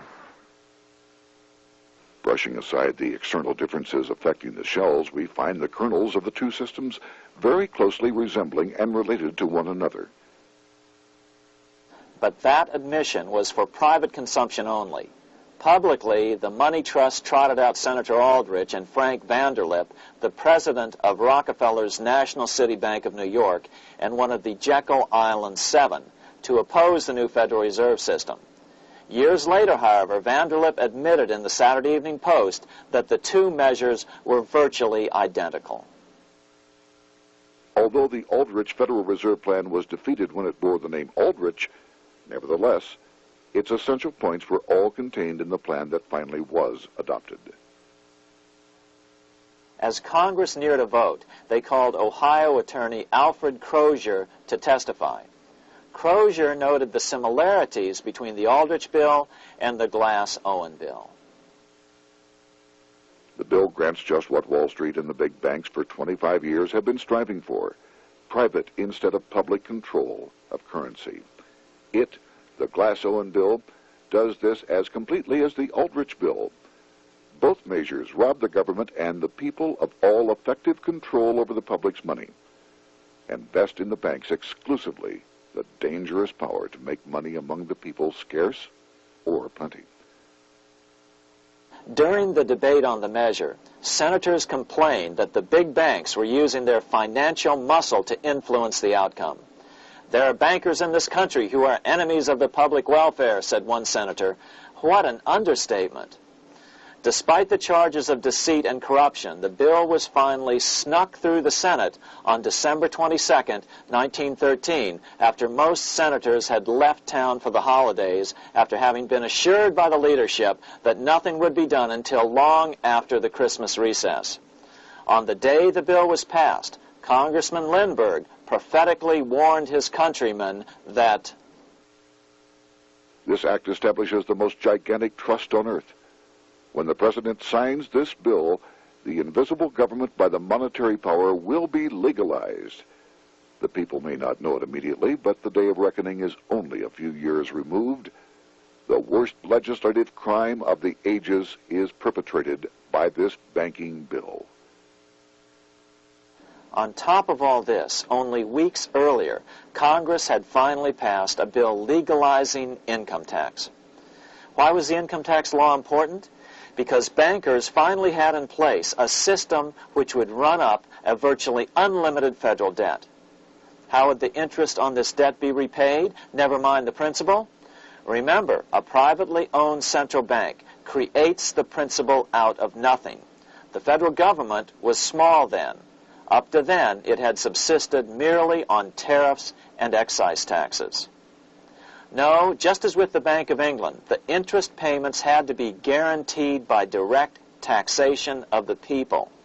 The money changers knew that if they had to rely on contributions from the states, eventually the individual state legislatures would revolt and either refuse to pay the interest on their own money or at least bring political pressure to bear to keep the debt small. It is interesting to note that in 1895, the Supreme Court had found a similar income tax law to be unconstitutional. The Supreme Court even found a corporate income tax law unconstitutional in 1909. As a result, Senator Aldrich hustled a bill for a constitutional amendment allowing income tax through the Congress.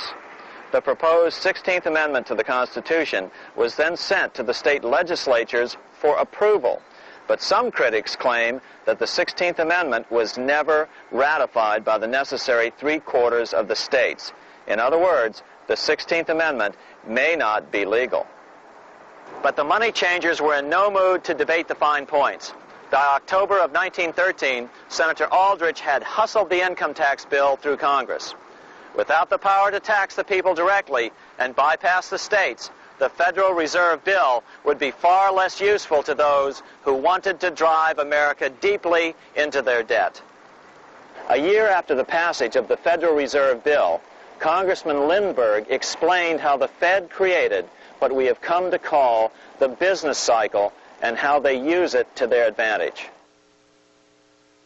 To cause high prices, all the Federal Reserve Board will do will be to lower the rediscount rate, producing an expansion of credit and a rising stock market. Then, when businessmen are adjusted to these conditions, it can check prosperity in mid-career by arbitrarily raising the rate of interest.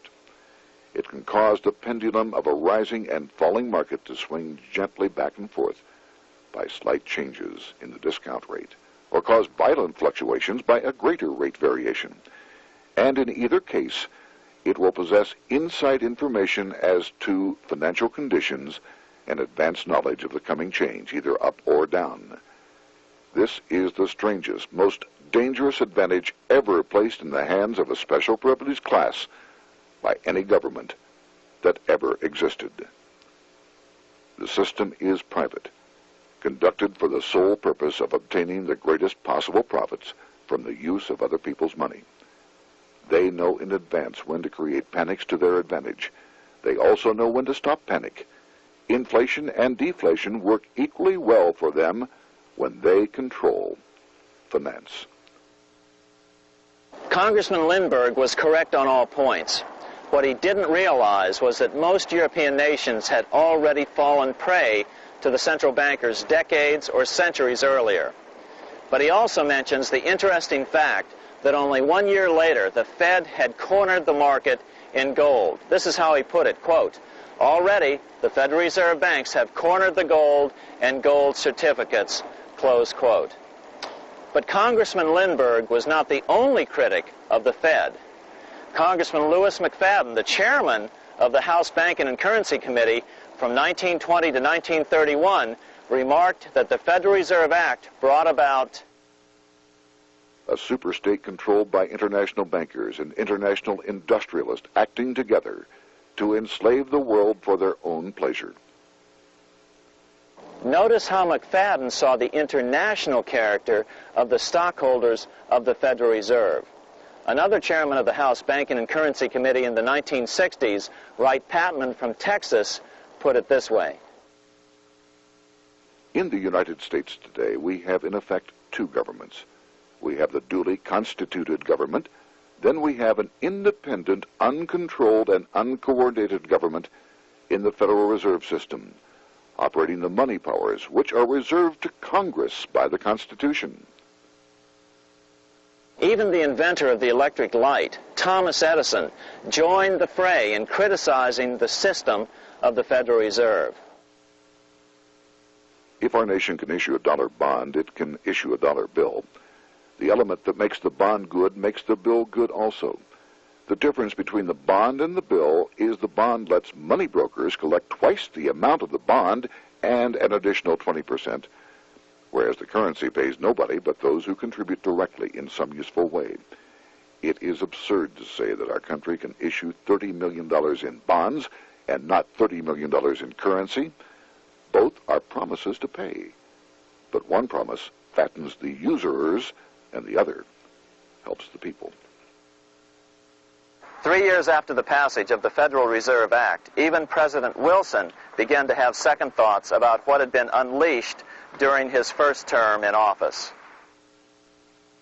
We have come to be one of the worst ruled, one of the most completely controlled governments in the civilized world, no longer a government of free opinion, no longer a government by a vote of the majority, but a government by the opinion and duress of a small group of dominant men.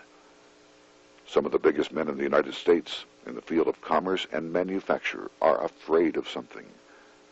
They know that there is a power somewhere so organized, so subtle, so watchful, so interlocked, so complete, so pervasive, that they had better not speak above their breath when they speak in condemnation of it.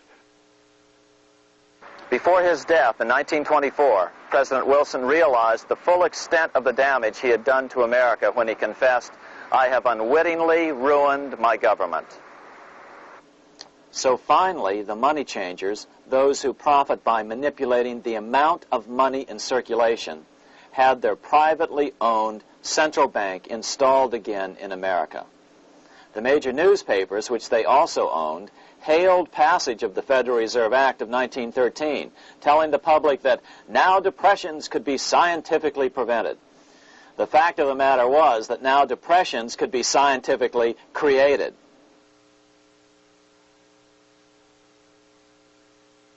Power was now centralized to a tremendous extent. Now it was time for a war, a really big war. In fact, the First World War. Of course, to the central bankers, the political issues of war don't matter nearly as much as the profit potential, and nothing creates debts like warfare. England was the best example at that time. During the 119-year period between the founding of the Bank of England and Napoleon's defeat at Waterloo, England had been at war for 56 years, and much of the remaining time she'd been preparing for war. In World War I, the German Rothschilds loaned money to the Germans, the British Rothschilds loaned money to the British, and the French Rothschilds loaned money to the French. In America, J.P. Morgan was the sales agent for war materials to both the British and the French. In fact, 6 months into the war, Morgan became the largest consumer on earth, spending $10 million a day. His offices here at 23 Wall Street were mobbed by brokers and salesmen trying to cut a deal. In fact, it got so bad that the bank had to post guards at every door and at the partners' homes as well. Many other New York bankers made out as well from the war. President Wilson appointed Bernard Baruch to head the War Industries Board.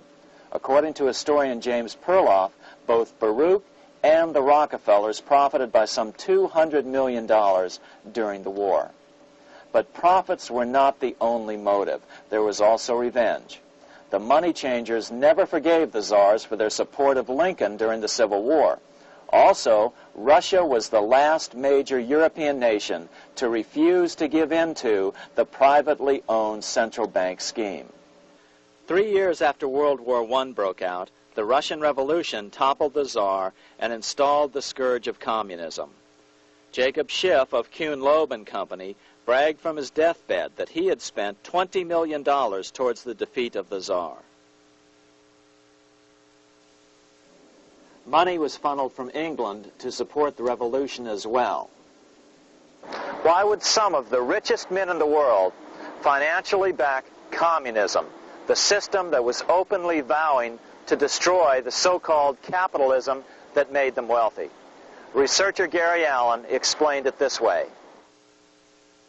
If one understands that socialism is not a share the wealth program, but is in reality a method to consolidate and control the wealth, then the seeming paradox of super-rich men promoting socialism becomes no paradox at all. Instead, it becomes logical, even the perfect tool of power-seeking megalomaniacs. Communism, or more accurately socialism, is not a movement of the downtrodden masses, but of the economic elite. As W. Cleon Skousen put it in his 1970 book, The Naked Capitalist, power from any source tends to create an appetite for additional power. It was almost inevitable that the super-rich would one day aspire to control not only their own wealth, but the wealth of the whole world. To achieve this, they were perfectly willing to feed the ambitions of the power-hungry political conspirators who were committed to the overthrow of all existing governments and the establishments of a central worldwide dictatorship. but what if these revolutionaries get out of control and try to seize power from the super-rich? After all, it was Mao Zedong who in 1938 stated his position concerning power. Political power grows out of the barrel of a gun. The Wall Street, London axis elected to take the risk. The master planners attempted to control revolutionary communist groups by feeding them vast quantities of money when they obeyed and contracting their money supply or even financing their opposition if they got out of control. Lenin began to understand that although he was the absolute dictator of the new Soviet Union, he was not pulling the financial strings. Someone else was silently in control. The state does not function as we desired. The car does not obey. A man is at the wheel and seems to lead it, but the car does not drive in the desired direction. It moves as another force wishes.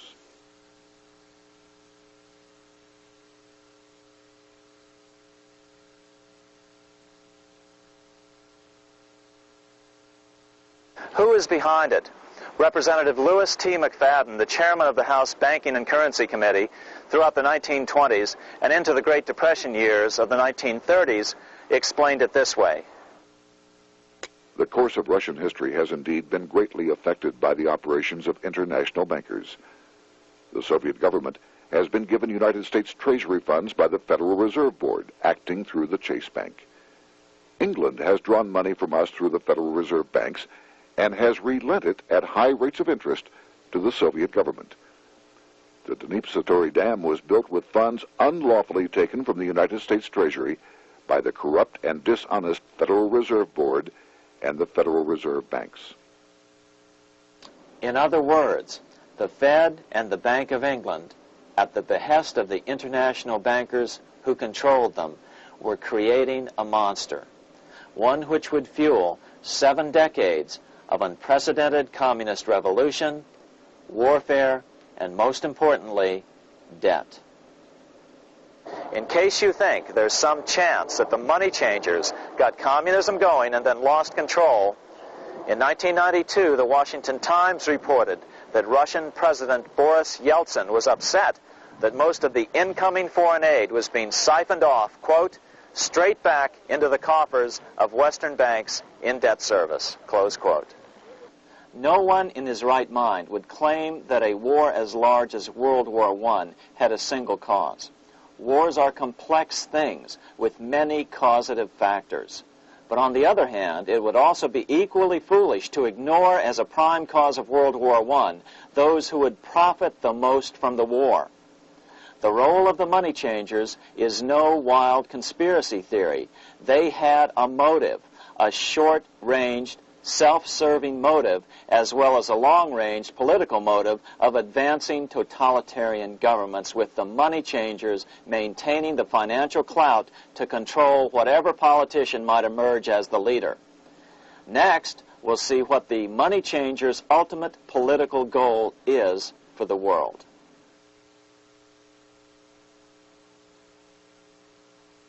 Shortly after World War I, the overall political agenda of the money changers began to be clear.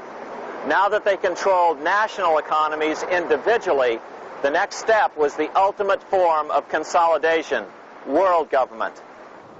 The new world government proposal was given top priority at the Paris Peace Conference after World War I. It was called the League of Nations.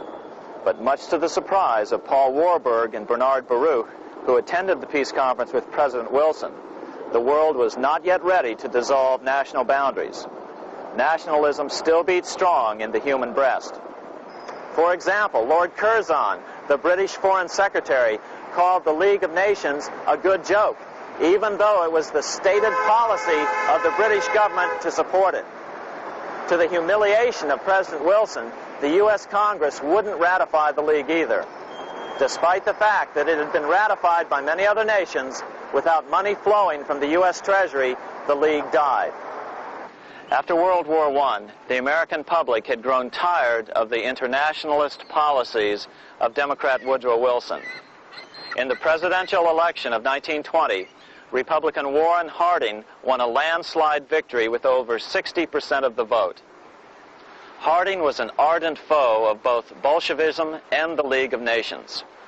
His election, which opened a 12-year run of Republican presidents in the White House, led to an unprecedented era of prosperity known as the Roaring Twenties. Despite the fact that the war had brought America a debt 10 times larger than its Civil War debt, still the American economy surged. Gold had poured into the country during the war, and it continued to do so afterwards. In the early 1920s, the governor of this bank, the Federal Reserve Bank of New York, a man named Benjamin Strong, met frequently with the secretive and eccentric governor of the Bank of England, Montague Norman. Norman was determined to replace the gold England had lost to the U.S. during World War I and return the Bank of England to its former position of dominance in world finance. On top of that, rich with gold, the American economy might get out of control again, just like it had done after the Civil War. During the next 8 years, under the presidencies of Harding and Coolidge, the huge federal debt built up during World War I was cut by 38%, down to $16 billion, the greatest percentage drop in U.S. history. During the election of 1920, Warren Harding and Calvin Coolidge ran against James Cox, the governor of Ohio, and the little-known Franklin D. Roosevelt, who had previously risen to no higher post than President Wilson's Assistant Secretary of the Navy. After his inauguration, Harding moved quickly to formally kill the League of Nations. Then he quickly moved to reduce domestic taxes while raising tariffs to record heights. Now, this was a revenue policy of which most of the Founding Fathers would certainly have approved. His second year in office, Harding took ill on a train trip in the West and suddenly died. Although no autopsy was performed, the cause was said to be either pneumonia or food poisoning. When Coolidge took over, he continued Harding's domestic economic policy of high tariffs on imports while cutting income taxes. As a result, the economy grew at such a rate that net revenue still increased. Now that had to be stopped. So just as they'd done so frequently before, the money changers decided it was time to crash the American economy. The Federal Reserve began flooding the country with money. They increased the money supply by 62% during these years. Money was plentiful. This is why it was known as the Roaring Twenties. Before his death in 1919, former President Teddy Roosevelt warned the American people what was going on. As reported in the March 27, 1922 edition of the New York Times, Roosevelt said, "These international bankers and Rockefeller Standard Oil interests control the majority of newspapers and the columns of these papers to club into submission or drive out of public office officials who refuse to do the bidding of the powerful, corrupt cliques which compose the invisible government." Just one day before, in the New York Times, the mayor of New York, John Hylan, quoted Roosevelt and blasted those he saw as taking control of America, its political machinery, and its press. The warning of Theodore Roosevelt has much timeliness today, for the real menace of our republic is this invisible government which, like a giant octopus, sprawls its slimy length over city, state, and nation. It seizes in its long and powerful tentacles our executive officers, our legislative bodies, our schools, our courts, our newspapers, and every agency created for the public protection. To depart from mere generalizations, let me say that at the head of this octopus are the Rockefeller Standard Oil interest and a small group of powerful banking houses generally referred to as the international bankers. The little coterie of powerful international bankers virtually run the United States government for their own selfish purposes. They practically control both parties, write political platforms, make cat's paws of party leaders, use the leading men of private organizations, and resort to every device to place in nomination for high public office only such candidates as will be amenable to the dictates of corrupt big business. These international bankers and Rockefeller Standard Oil interests control the majority of newspapers and magazines in this country. Why didn't people listen to such strong warnings and demand that Congress reverse its 1913 passage of the Federal Reserve Act? Because remember, it was the 1920s. A steady increase in bank loans contributed to a rising market. In other words, just as it is today, in times of prosperity, no one wants to worry about economic issues. But there was a dark side to all this prosperity. Businesses expanded and became strung out on credit. Speculation in the booming stock market became rampant. Although everything looked rosy, it was a castle made of sand. When all was in readiness, in April of 1929, Paul Warburg, the father of the Federal Reserve, sent out a secret advisory warning his friends that a collapse and nationwide depression was certain. In August of 1929, the Fed began to tighten money. It is not a coincidence that the biographies of all the Wall Street giants of that era, John D. Rockefeller, J.P. Morgan, Joseph Kennedy, Bernard Baruch, etc., all marvel that they got out of the stock market just before the crash and put all their assets in cash or gold. In 1970, I was assigned to LG Hanscom Field near Boston, Massachusetts, in Bedford, and one of the older civilian mechanics that was working for me as an aircraft inspector, his name was Ed Kerrigan. And Ed had grown up in that area, and he and his father had gone to the same church with Joe Kennedy. And Ed related to me in 1971 that he remembered a knock at the door. He went over and opened the door, and it was Joe Kennedy. So he ushered Joe Kennedy into his house, and he and his father talked, and Ed sat between the two of them. This was in 1929, the summer of 1929, and Joe Kennedy told Ed's father, "Sell all of your stock now, don't ask any questions." That was the quote from Joe Kennedy. And Ed related that to me, and he said it was still crystal clear in his mind, and it really struck him. Why would Joe say this? So Joe left. His father asked no questions. He went out and sold all the stock in the summer of 1929, and we all know what happened that October. On October 24th, 1929, the big New York bankers called in their 24-hour broker call loans. This meant that both stockbrokers and customers had to dump their stocks on the market to cover their loans, no matter what price they had to sell them for. As a result, the market tumbled, and that day was known as Black Thursday.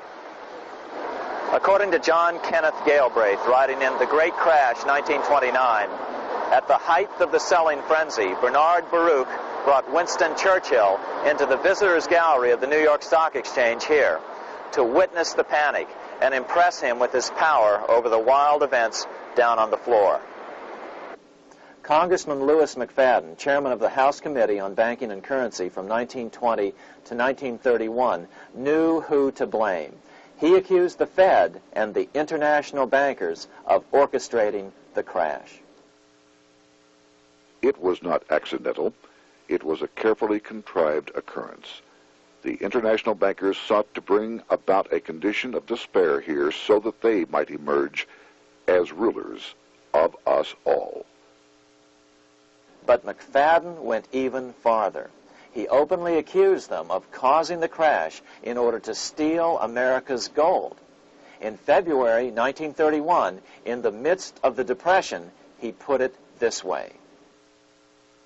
I think it can hardly be disputed that the statesmen and financiers of Europe are ready to take almost any means to reacquire rapidly the gold stock which Europe lost to America as the result of World War I. Curtis Dahl, a broker for Lehman Brothers, was on the floor of the New York Stock Exchange the day of the crash. In his 1970 book, FDR, My Exploited Father-in-Law, he explained that the crash was triggered by the planned sudden shortage of call money in the New York money market. Actually, it was the calculated shearing of the public by the world money powers triggered by the planned sudden shortage of call money in the New York money market. Within a few weeks, $3 billion of wealth simply seemed to vanish. Within a year, $40 billion had been lost. But did it really disappear? Or was it simply consolidated in fewer hands? Joseph P. Kennedy's worth, for example, grew from $4 million in 1929 to over $100 million by 1935. And what did the Federal Reserve do? Instead of moving to help the economy out by quickly lowering interest rates to stimulate the economy, the Fed continued to brutally contract the money supply further, deepening the Depression. Between 1929 and 1933, the Fed reduced the money supply by an additional 33%. Although most Americans have never heard that the Fed was the cause of the Depression, this is well known among top economists. Milton Friedman, the Nobel Prize-winning economist now of Stanford University, said the same thing in a National Public Radio interview in January of 1996. The Federal Reserve definitely caused the Great Depression by contracting the amount of currency in circulation by 1/3 from 1929 to 1933. But the money lost by most Americans during the Depression didn't just vanish. It was just redistributed into the hands of those who had gotten out just before the crash and had purchased gold, which is always a safe place to put your money just before a depression. But America's money also went overseas. Incredibly, as President Hoover was heroically trying to rescue banks and prop up businesses, with millions of Americans starving as the Great Depression deepened, millions of dollars were being spent rebuilding Germany from damage sustained during World War I. 8 years before Hitler would invade Poland, Representative Louis McFadden, chairman of the House Banking and Currency Committee, warned Congress that Americans were paying for Hitler's rise to power. After World War I, Germany fell into the hands of the German international bankers. Those bankers bought her, and they now own her lock, stock, and barrel. They have purchased her industries, they have mortgages on her soil, they control her production, they control all her public utilities. The international German bankers have subsidized the present government of Germany, and they have also supplied every dollar of the money Adolf Hitler has used in his lavish campaign to build up a threat to the government of Brüning. When Brüning fails to obey the orders of the German international bankers, Hitler is brought forth to scare the Germans into submission. Through the Federal Reserve Board, over $30 billion of American money has been pumped into Germany. You have all heard of the spending that's taken place in Germany. Modernistic dwellings, her great planetariums, her gymnasiums, her swimming pools, her fine public highways, her perfect factories. All this was done on our money. All this was given to Germany through the Federal Reserve Board. The Federal Reserve Board has pumped so many billions of dollars into Germany that they dare not name the total. In his last year in office, Hoover desperately put forward a plan to bail out the failing banks. But he needed support from the Democratic Congress, and that was not to be had. That same year, Franklin D. Roosevelt was swept into office during the 1932 presidential election. Once Roosevelt was in office, however, sweeping emergency banking measures were immediately announced, which did nothing but increase the Fed's power over the money supply. Then, and only then, did the Fed finally begin to loosen the purse strings and feed new money out to the starving American people. At first, Roosevelt railed against the money changers as being the cause of the Depression. Believe it or not, this is what he said on March 4th, 1933, in his inaugural address. Practices of the unscrupulous money changers stand indicted in the court of public opinion, rejected by the hearts and minds of men. The money changers have fled from their high seats in the temple of our civilization. But 2 days later, Roosevelt declared a bank holiday and closed all banks. Later that year, Roosevelt outlawed private ownership of all gold bullion and all gold coins with the exception of rare coins. Most of the gold in the hands of the average American was in the form of gold coins. The new decree was, in effect, a confiscation. Those who didn't comply risk as much as 10 years in prison and a $10,000 fine, the equivalent of $100,000 today. Out in small-town America, some people didn't trust Roosevelt's order. Many were torn between keeping their hard-earned wealth or obeying the government. Those who did turn in their gold were paid the official price for it, $20.66 per ounce. So unpopular was the confiscation order that no one anywhere in government would take credit for authoring it. No congressman claimed it. At the signing ceremony, President Roosevelt made it clear to all present that he was not the author of it and publicly stated that he had not ever read it. Even his Secretary of the Treasury said he'd never read it either, saying it was, quote, what the experts wanted. Roosevelt convinced the public to give up their gold by saying that pooling the nation's resources was necessary to get America out of the Depression. With great fanfare, he ordered a new bullion depository built to hold the mountain of gold the U.S. government was illegally confiscating. By 1936, the U.S. Bullion Depository at Fort Knox was completed, and in January 1937, the gold began to flow into it. The rip-off of the ages was about to proceed. In 1935, once the gold had all been turned in, the official price of gold was suddenly raised to $35 per ounce. But the catch was, only foreigners could sell their gold at the new higher price. The money changers who had heeded Warburg's note and gotten out of the stock market just before the crash and bought gold at $20.66 per ounce, then shipped it to London, could now bring it back and sell it back to the government, nearly doubling their money while the average American starved. The Fort Knox Bullion Depository sits here in the middle of the Fort Knox Military Reservation, 30 miles southwest of Louisville, Kentucky. This was as close as we were permitted to get to the depository despite years of letters from members of Congress to allow our film crew inside. The 4-acre grounds immediately surrounding the building are guarded by an electrified steel fence, an open moat, and 4 machine-gun-armed guard pillboxes at the structure's corners. When the gold began arriving on January 13, 1937, there was unprecedented security.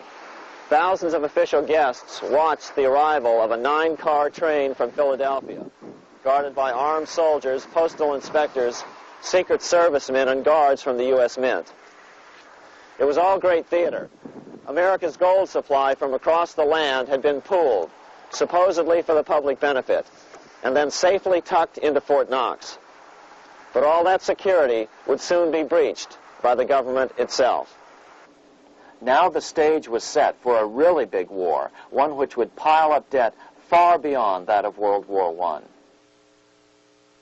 For example, in 1944 alone, the U.S. national income was only $183 billion, yet $103 billion was spent on the war.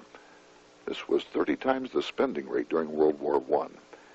In fact, the American taxpayer picked up 55% of the total Allied cost of the war. But equally important, virtually every nation involved in World War II greatly multiplied their debt.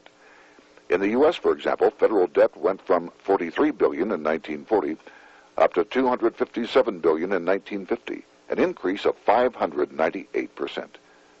Between 1940 and 1950, Japanese debt swelled 1,348%.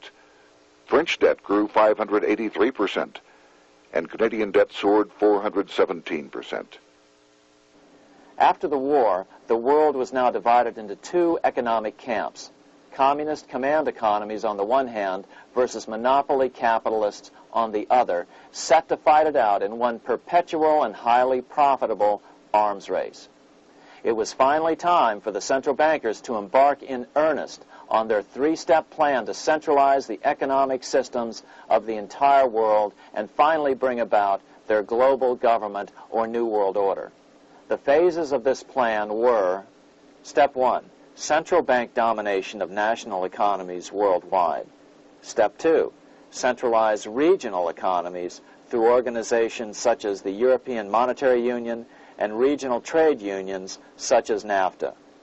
Step 3, centralize the world economy through a world central bank, a world money, and ending national independence through abolition of all tariffs by treaties like GATT. Step 1 was completed long ago. Steps 2 and 3 are far advanced, nearing completion. What about gold? Among central banks, the largest holder of gold is now the IMF. It and central banks now control 2/3 of the world's gold supply, giving them the ability to manipulate the gold market. Remember the money changer's golden rule: he who has the gold makes the rules. But before we get into solutions to our problem, let's take a look at what happened to all that gold in Fort Knox. Because if we don't understand that the gold has been stolen, then when the crash comes, we'll allow ourselves to be stampeded into the wrong solution: a gold-backed currency. Most Americans still believe that the gold is still here at Fort Knox. At the end of World War II, Fort Knox contained over 700 million ounces of gold, an incredible 70% of all the gold in the world.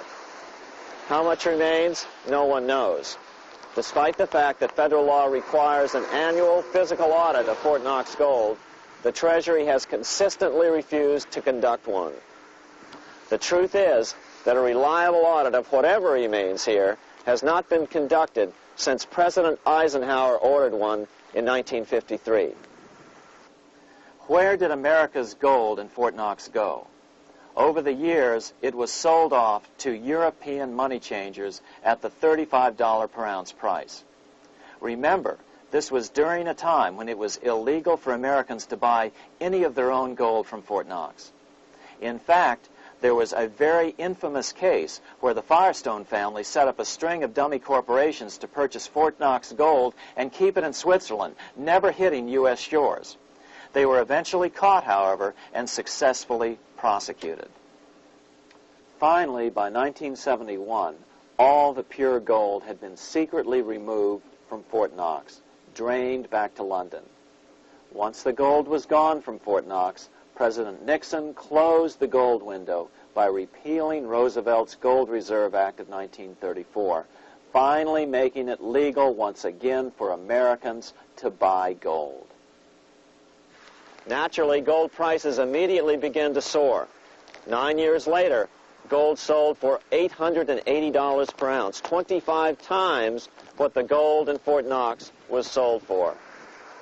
One would think that eventually someone in the government would get wind of what was happening and blow the whistle. The largest fortune in the history of the world stolen. Shades of the old James Bond film, Goldfinger. Well, as a matter of fact, Ian Fleming, the author of the James Bond series, was head of the British counterintelligence service, MI5. Some believe in the intelligence community that he wrote much of his fiction as a warning, as many authors of fiction do. If the removal of all the good delivery gold from Fort Knox can be viewed as a deliberate raid on the U.S. Treasury, then such an operation might well have been years in the making, namely 40 years. Certainly enough time for Fleming to get wind of it and try to prevent it.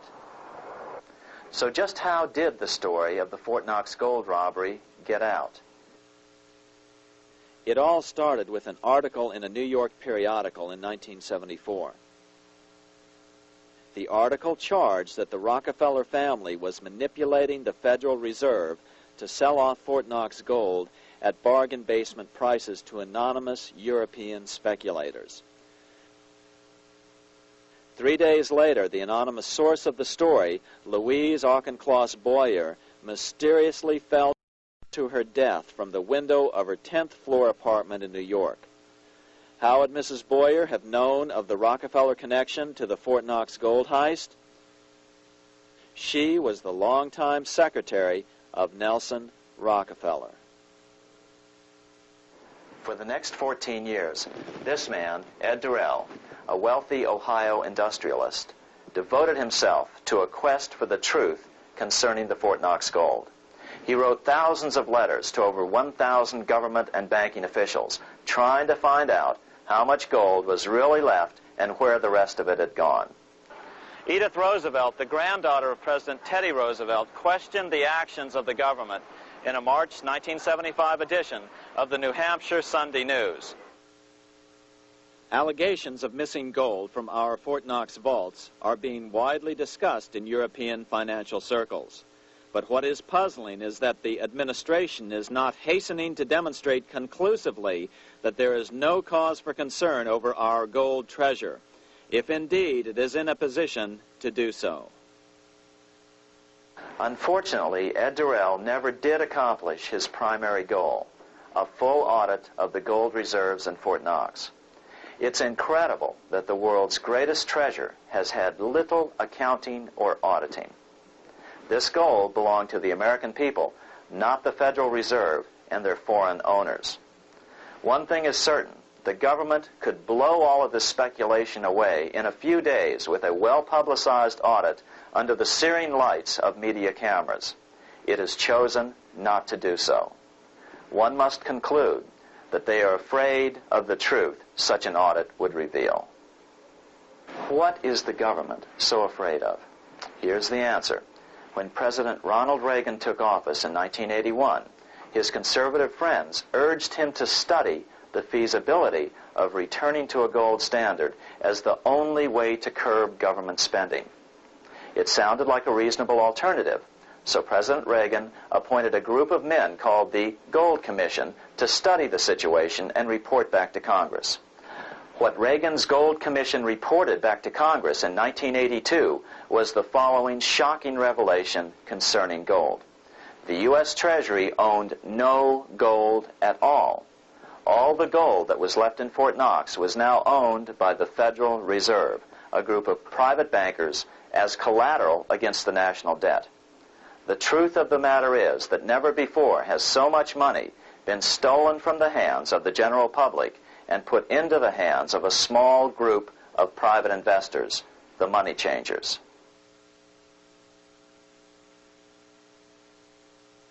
I'm standing in front of the headquarters of the International Monetary Fund located in Washington, D.C. Across the street, right over there, is the headquarters of the World Bank. What are these organizations, and who controls them, and most importantly, are they about to create a huge worldwide depression? Let us step back in time for a moment to the aftermath of World War I. People were tired of war, so under the guise of peacemaking, the international bankers devised a plan to consolidate power even further. Claiming only an international government would stem the tide of world wars, the money changers pushed forward a proposal for world government which stood on three legs. A world central bank to be called the Bank of International Settlements, a world judiciary to be called the World Court located in The Hague, the Netherlands, and a world executive and legislature to be called the League of Nations. As President Clinton's mentor, Georgetown historian Carroll Quigley wrote in his 1966 book, Tragedy and Hope, the powers of financial capitalism had a far-reaching plan, nothing less than to create a world system of financial control in private hands, able to dominate the political system of each country and the economy of the world as a whole. This system was to be controlled in a feudalistic fashion by the central banks of the world, acting in concert by secret agreements arrived at in frequent meetings and conferences.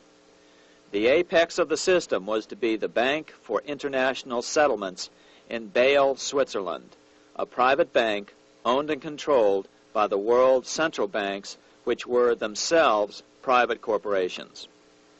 Each central bank sought to dominate its government by its ability to control treasury loans, to manipulate foreign exchanges, to influence the level of economic activity in the country, and to influence cooperative politicians by subsequent economic rewards in the business world. Despite intense pressure from the international bankers and the press, a handful of U.S. senators, led by Senator Henry Cabot Lodge, kept the U.S. out of these schemes. Without U.S. participation, the League was doomed. Incredibly, even though the U.S. rejected the World Central Bank, the BIS, the New York Federal Reserve ignored its government and arrogantly sent representatives to Switzerland to participate in the central bankers' meeting right up until 1994, when the U.S. was finally officially dragged into it. Their world government schemes thwarted, the bankers resorted to the old formula: another war to wear down the resistance to world government while reaping handsome profits. To this end, Wall Street helped resurrect Germany through the Thyssen banks, which were affiliated with the Harriman interest in New York, just as the Chase Bank had assisted in the financing of the Bolshevik Revolution in Russia during World War I. Chase Bank was controlled by the Rockefeller family. Subsequently, it was merged with Warburg's Manhattan Bank to form the Chase Manhattan Bank. Now this has merged with Chemical Bank of New York, making it the largest Wall Street bank. Their strategy worked. Even before World War II was over, world government was back on track. In 1944, at Bretton Woods, New Hampshire, the International Monetary Fund and the World Bank were approved with full U.S. participation. The Second League of Nations, renamed the United Nations, was approved in 1945. Soon, a new international court system was functioning as well. All effective opposition to these international bodies before the war had evaporated in the heat of war, just as planned. These new organizations simply repeated on a world scale what the National Banking Act of 1864 and the Federal Reserve Act of 1913 had established in the U.S. They created a banking cartel composed of the world's central banks, which gradually assumed the power to dictate credit policies to the banks of all the nations. For example, just as the Federal Reserve Act authorized the creation of a new national fiat currency called Federal Reserve Notes, the IMF has been given the authority to issue a world fiat money called Special Drawing Rights, or SDRs. To date, the IMF has created in excess of $30 billion worth of SDRs. Member nations are being pressured to make their currencies fully exchangeable for SDRs. In 1968, Congress approved laws authorizing the Fed to accept SDRs as reserves in the U.S. and to issue Federal Reserve notes in exchange for SDRs. What does that mean? It means that in the U.S., SDRs are already a part of our lawful money. And what about gold? SDRs are already partially backed by gold. And with 2/3 of world gold now in the hands of central banks, the money changers can go about structuring the world's economic future in whichever way they deem most profitable. Keep in mind, just as the Fed is controlled by its Board of Governors, the IMF is controlled by its Board of Governors, which are either the heads of the different central banks or the heads of the various national treasury departments dominated by their central banks. Voting power in the IMF gives the U.S. and the U.K., that is to say the Fed and the Bank of England, effective control. Just as the Fed controls the amount of money in the U.S., the BIS, IMF, and World Bank control the money supply for the world. So we see the repetition of the old goldsmith's fraud replicated on the national scale with central banks like the Fed and on the international scale by the three arms of the world central bank. Is this organization of the BIS, the IMF, and the World Bank, which we refer to collectively as the World Central Bank, presently expanding and contracting world credit? Yes. Regulations put into effect in 1988 by the BIS required the world's bankers to raise their capital and reserves to 8% of liabilities by 1992. Increased capital requirements put an upper limit to the fractional reserve lending, similar to the way cash reserve requirements do. What has this seemingly insignificant regulation made in a Swiss city 8 years ago meant to the world? It means our banks cannot loan more and more money to buy more and more time before the next depression, as a maximum loan ratio is now set. It means those nations with the lowest bank reserves in their systems have already felt the terrible effects of this credit contraction as their banks scrambled to raise money to increase their reserves to 8%. To raise the money, they had to sell stocks, which depressed their stock markets and began the depression first in their countries. Japan, which in 1988 had among the lowest capital and reserve requirements and thus was the most affected by the regulation, has experienced a financial crash which began almost immediately in 1989, which has wiped out a staggering 50% of the value of its stock market since 1990 and 60% of the value of its commercial real estate. The Bank of Japan has lowered its interest rates to 0.5%, practically giving away money to resurrect the economy, but still the depression worsens. Due to the $20 billion U.S. bailout of Mexico, the financial collapse in that nation is already known here. Yet despite the bailout, the economy continues to be a disaster. One huge debt after another is rolled over as new loans are being made simply to enable Mexico to pay the interest on the old loans.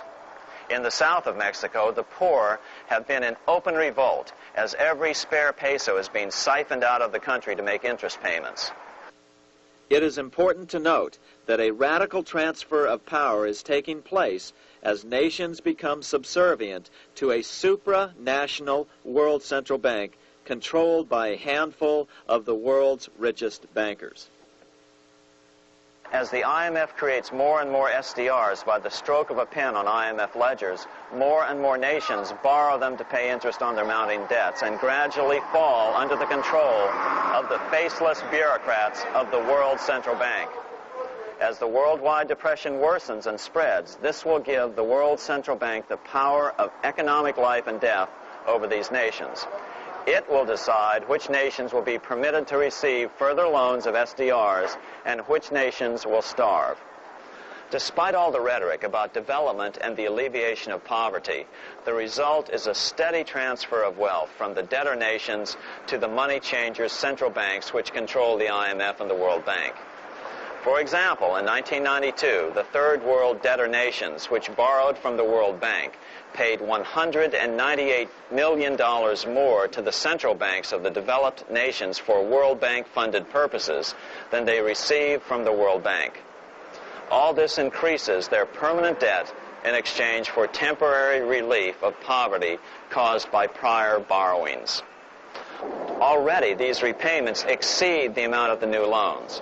By 1992, Africa's external debt had reached $290 billion, 2.5 times greater than in 1980, resulting in skyrocketing infant mortality rates and unemployment, deterioration of schools, housing, and the general health of the people.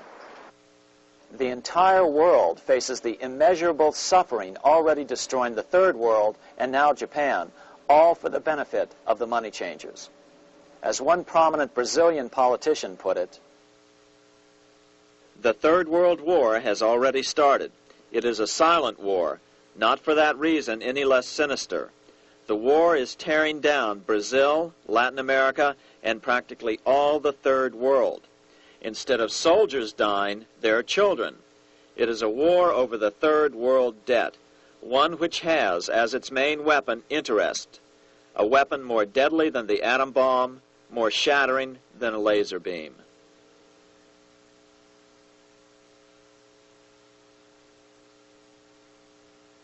Although it would be absurd to ignore the pivotal role played by influential families such as the Rothschilds, the Warburgs, the Schiffs, the Morgans, and the Rockefellers in any review of the history of central banking and fractional banking, keep in mind, by now, central banks and the large commercial banks are up to 3 centuries old and deeply entrenched in the economic life of many nations.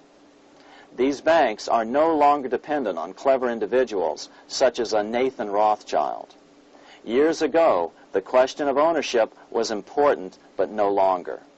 For example, both the Bank of England and the Bank of France were nationalized after World War II, and nothing changed, nothing at all.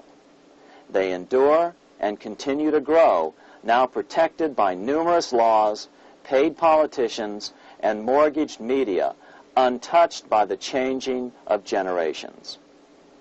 3 centuries have given them an aura of respectability. The old school tie is now worn by the 6th generation son, who's been raised in a system that he may never question as he is named to serve on the governing boards of countless philanthropic organizations. To focus attention today on individuals or families, or to attempt to sort out the current holders of power, serves little useful purpose and would be a distraction from the cure. The problem is far bigger than that. It is the corrupt banking system that was and is being used to consolidate vast wealth into fewer and fewer hands that is our current economic problem. Change the names of the main players now, and the problem will neither go away nor even miss a beat. Likewise, among the hordes of bureaucrats working in the World Bank, central banks, and international banks, only a tiny fraction have any idea of what's really going on. No doubt they'd be horrified to learn that their work is contributing to the terrible impoverishment and gradual enslavement of mankind to a few incredibly rich plutocrats. So really, there's no use in emphasizing the role of individuals anymore. And the problem even transcends the normal spectrum of political right and left. Both communism and socialism, as well as monopoly capitalism, have been used by the money changers. Today, they profit from either side of the new political spectrum.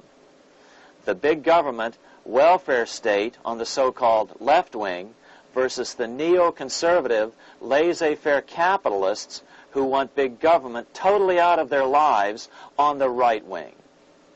Either way, the bankers win.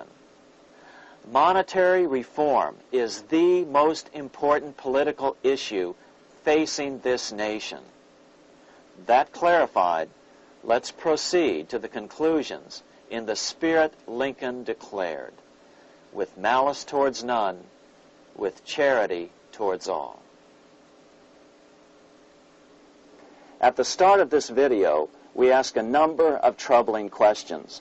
Let's be sure we've answered them. What's going on in America today? Why are we over our heads in debt? Why can't the politicians bring debt under control? Why are we over our heads in debt? Because we're laboring under a debt money system that is designed and controlled by private bankers. Now, some will argue that the Federal Reserve System is a quasi-governmental agency. But the President appoints only 2 of the 7 members of the Federal Reserve Board of Governors every 4 years. And he appoints them to 14-year terms, far longer than his own.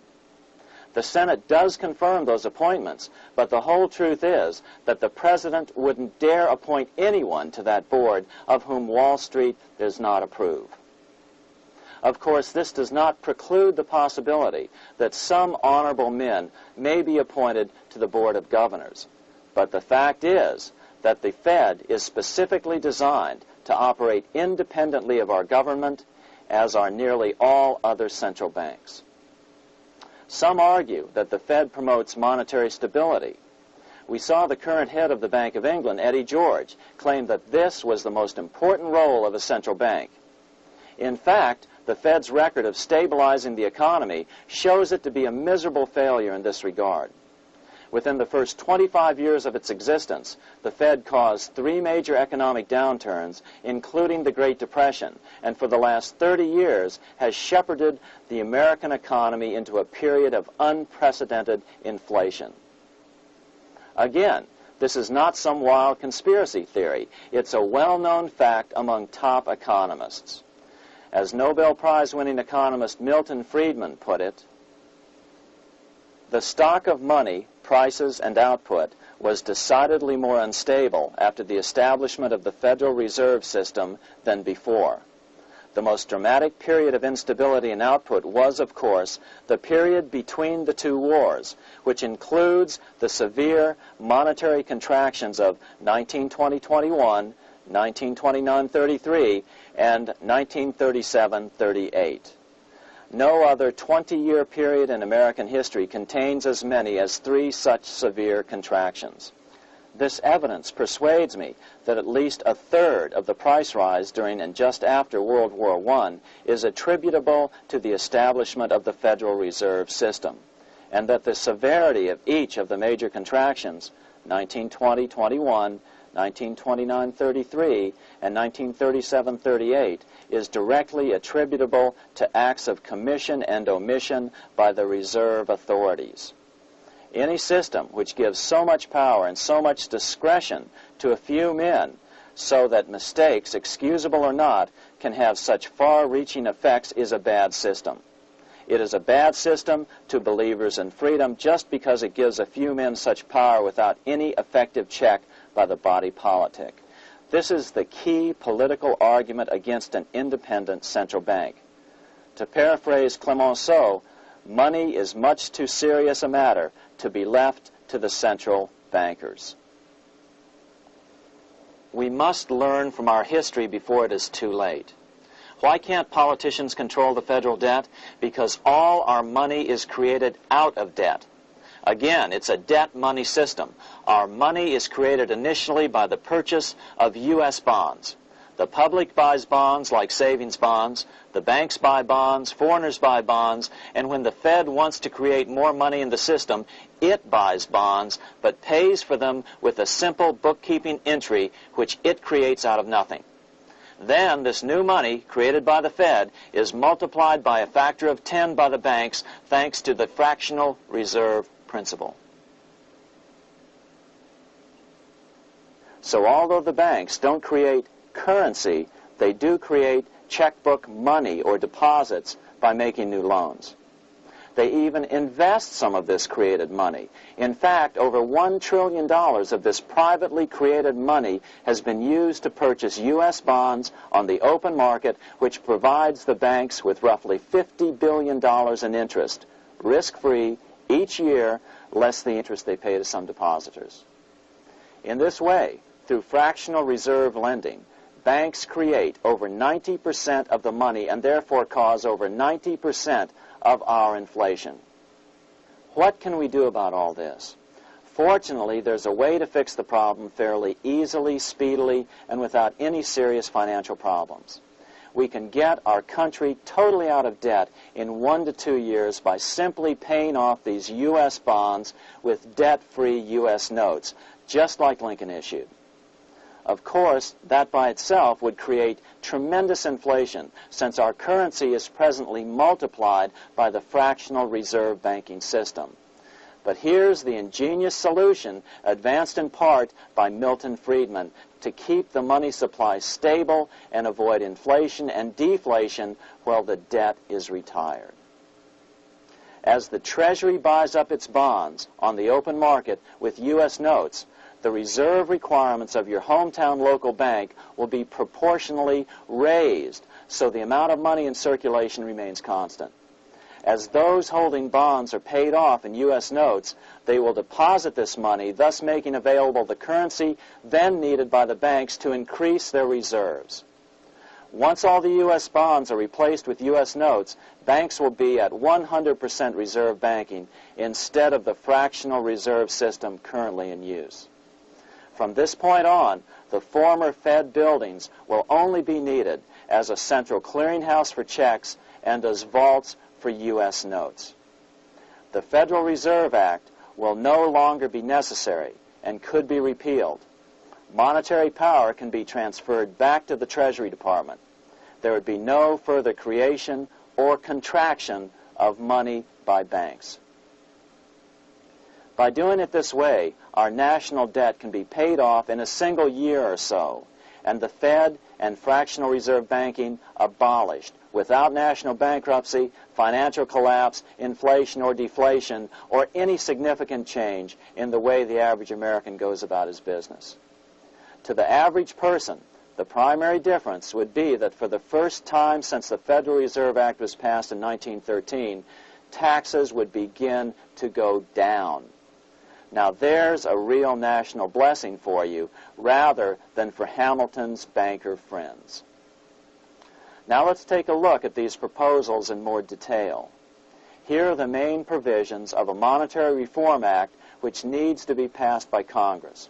We've drafted a proposed Monetary Reform Act which follows at the end of this tape. Of course, variations with the same results would be equally welcome. 1. Pay off the debt with debt-free U.S. notes. As Thomas Edison put it, if the U.S. can issue a dollar bond, it can issue a dollar bill. They both rest purely on the faith and credit of the United States government. This amounts to a simple substitution of one type of government obligation for another. One bears interest, the other doesn't. Federal Reserve notes could be used for this as well, but could not be printed after the Fed's abolished as we propose, so we suggest using U.S. notes instead. 2. Abolish fractional reserve banking.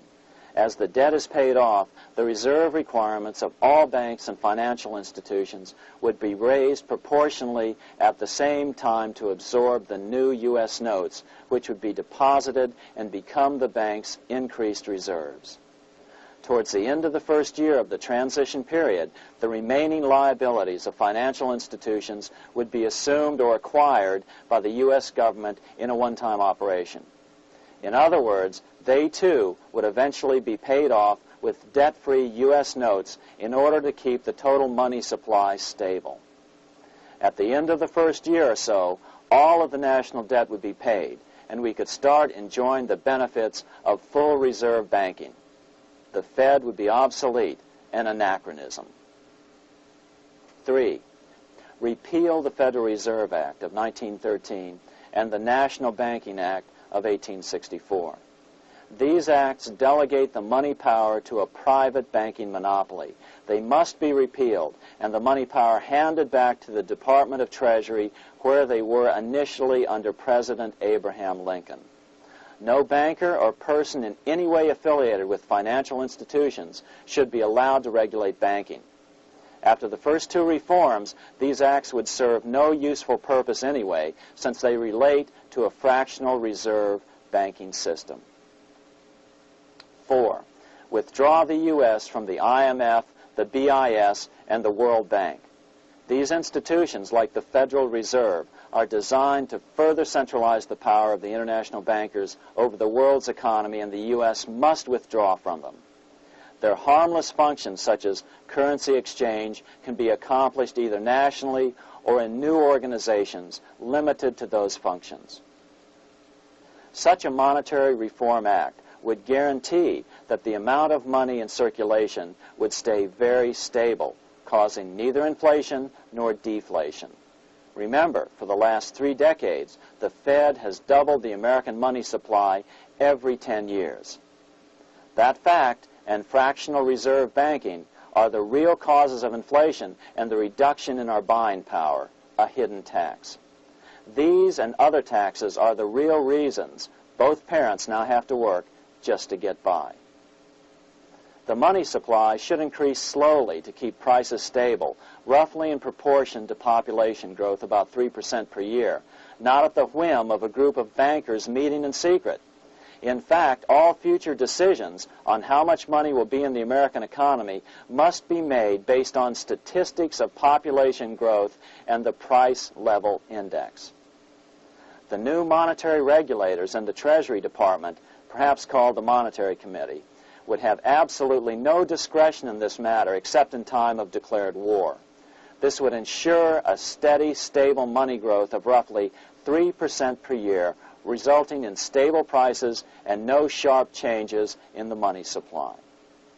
To make certain the process is completely open and honest, all deliberations would be public, not secret, as meetings of the Fed's Board of Governors are today.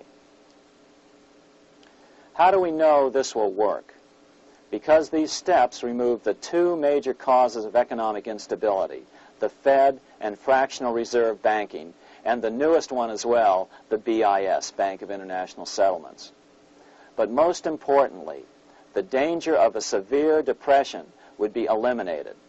Let's listen to Milton Friedman on the single cause of severe economic depressions. I know of no severe depression in any country or any time that was not accompanied by a sharp decline in the stock of money, and equally of no sharp decline in the stock of money that was not accompanied by a severe depression. Issuing our own currency is not a radical solution. It's been advocated by Presidents Jefferson, Madison, Jackson, Van Buren, and Lincoln. But it's been used at different times throughout Europe as well. Perhaps the best example is one of the small islands off the coast of France in the English Channel. Called Guernsey, it's been using debt-free money issues to pay for large building projects for nearly 200 years. Here we are on Guernsey, and this is the Guernsey flower and vegetable market. Guernsey is one of the most successful examples of just how well a debt-free money system can work. In 1815, a committee was appointed to investigate how best to finance this new market. The impoverished island could not afford more new taxes, so the state's fathers decided to try a revolutionary idea: issue their own paper money. They were just colorful paper notes, backed by nothing, but the people of this tiny island agreed to accept them and trade with them. To be sure they circulated widely, they were declared to be good for the payment of taxes. Of course, this idea was nothing new. It was exactly what America had done before the American Revolution, and there are many other examples throughout the world.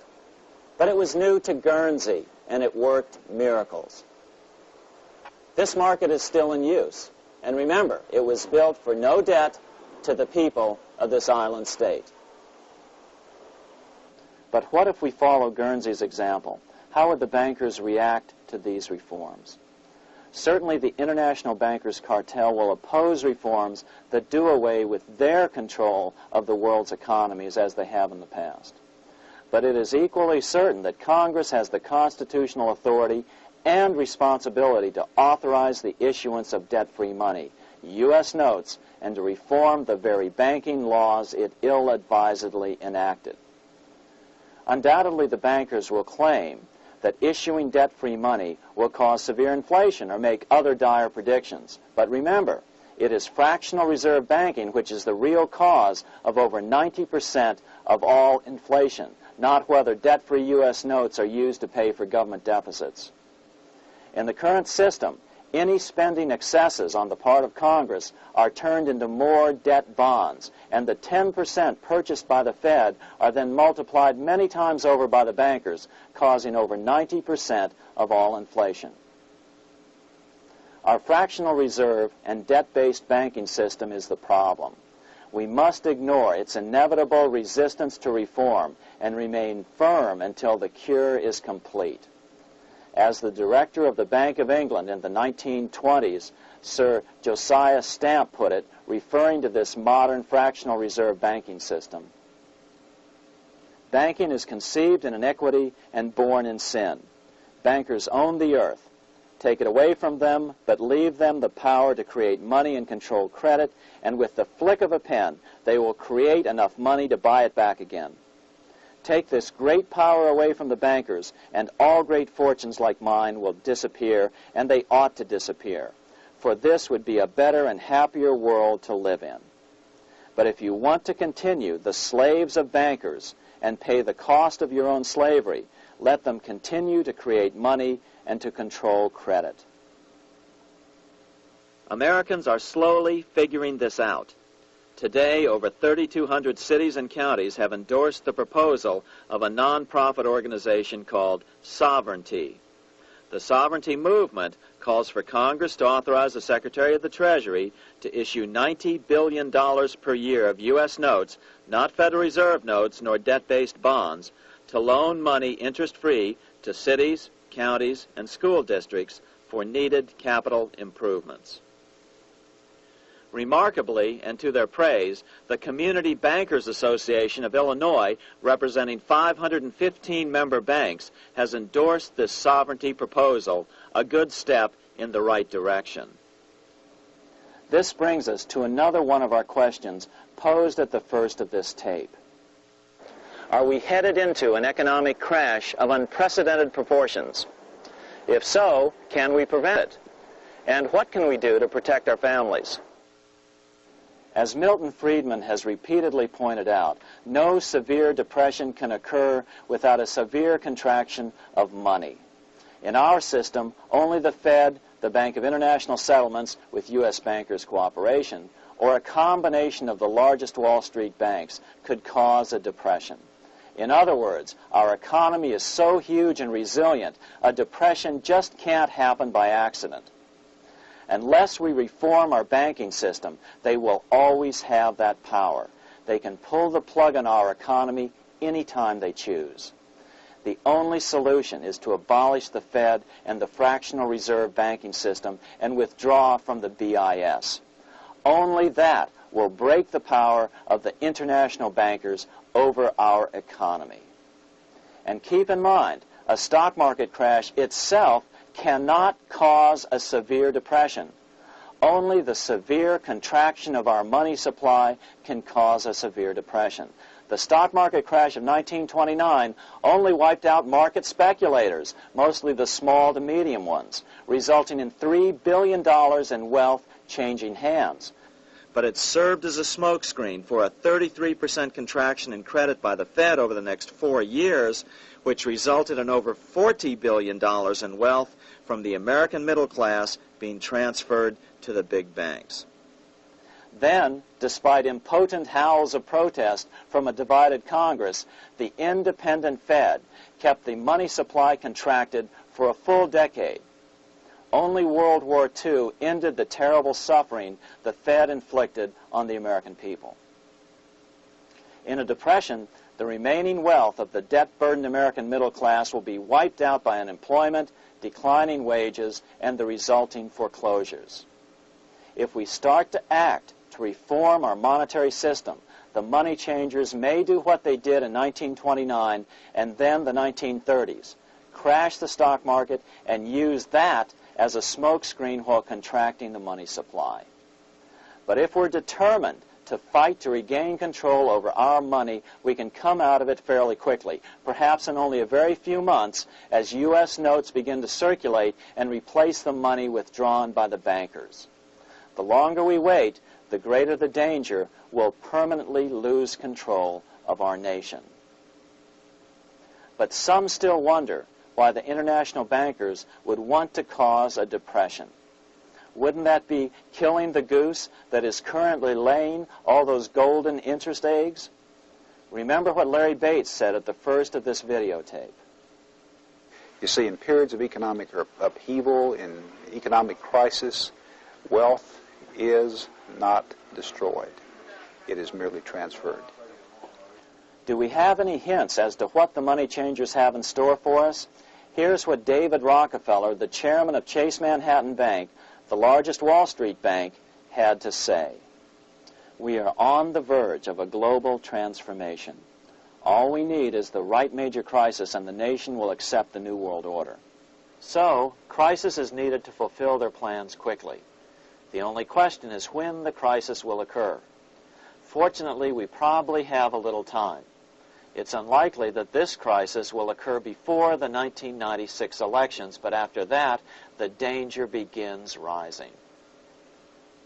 But whether or not they decide to cause a crash or a depression through relentless increases in taxes and the loss of hundreds of thousands of jobs being sent overseas thanks to trade agreements such as GATT and NAFTA, the American middle class is an endangered species. Cheaper labor, including slave labor in Red China, which Harry Wu has heroically documented, is being used to compete with American labor. In other words, money is being consolidated in fewer and fewer hands as never before in the history of this nation or the world. Without reform, the American middle class will soon be extinct, leaving only the very rich few and the very many poor, as has already occurred in most of the world. We've been warned of all this by congressmen, presidents, industrialists, and economists down through the years. Religious leaders, too, have seen the danger. About 1898, during the time of William Jennings Bryan, Pope Leo XIII put it this way.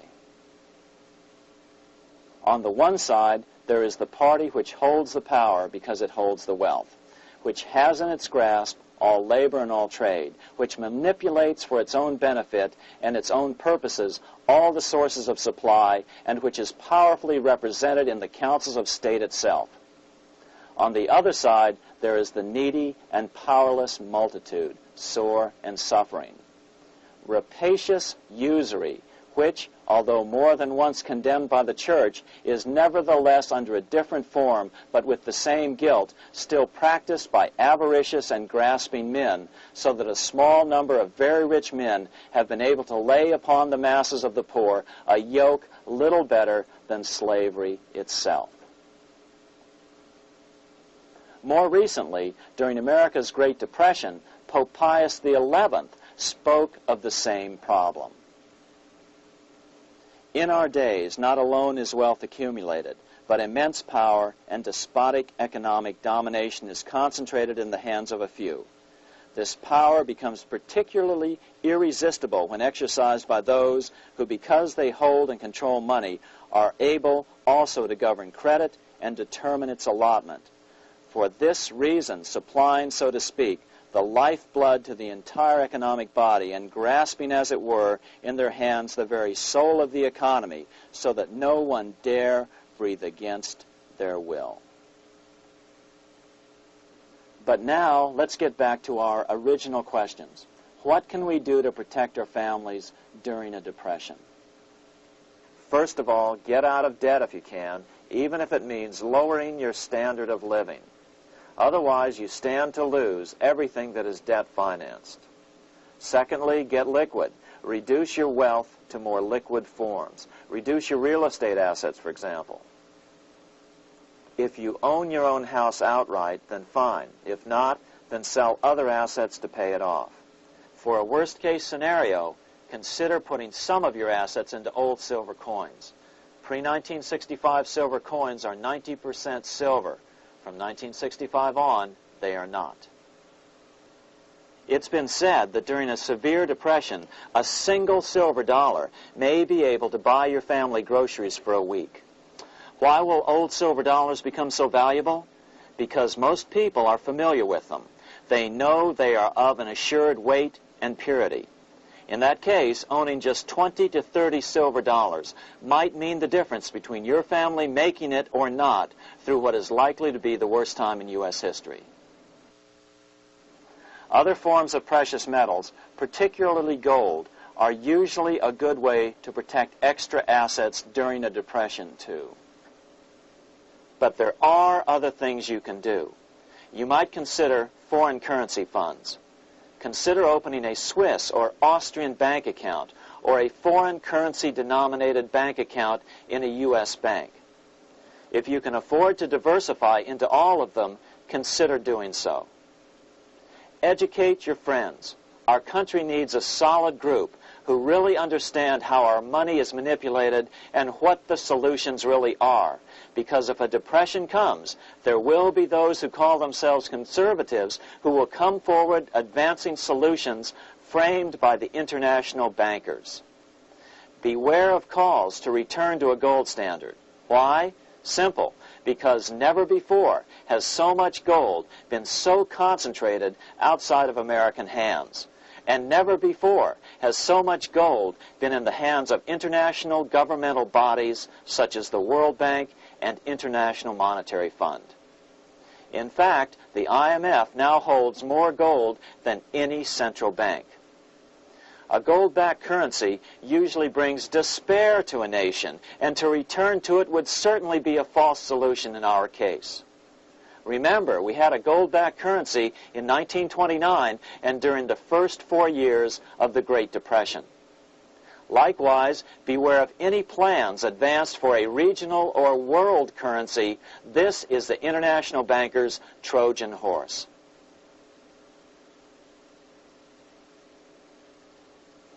Educate your member of Congress. It only takes a few persuasive members to make the others pay attention. Most congressmen just don't understand the system. Some understand it, but are so influenced by bank PAC contributions that they ignore it, not realizing the gravity of their neglect. We hope we've made a valuable contribution to the national debate on monetary reform. It remains for each man to do his duty, consistent with his state in life. May God give us the light to help reform our nation and ourselves. We say ourselves because ultimately vast multitudes of men are going to be driven more and more to desperation by the accumulation of the world's wealth in fewer and fewer hands. Men will tend to become like their oppressors, selfish and greedy. Rather, let's keep in mind during this period of reform a warning not to lose sight of greater things, as Pope Pius XI put it. For what will it profit men that a more prudent distribution and use of riches make it possible for them to gain even the whole world, if thereby they suffer the loss of their own souls? What will it profit to teach them sound principles in economics if they permit themselves to be so swept away by selfishness, by unbridled and sordid greed, that hearing the commandments of the Lord, they do all things contrary?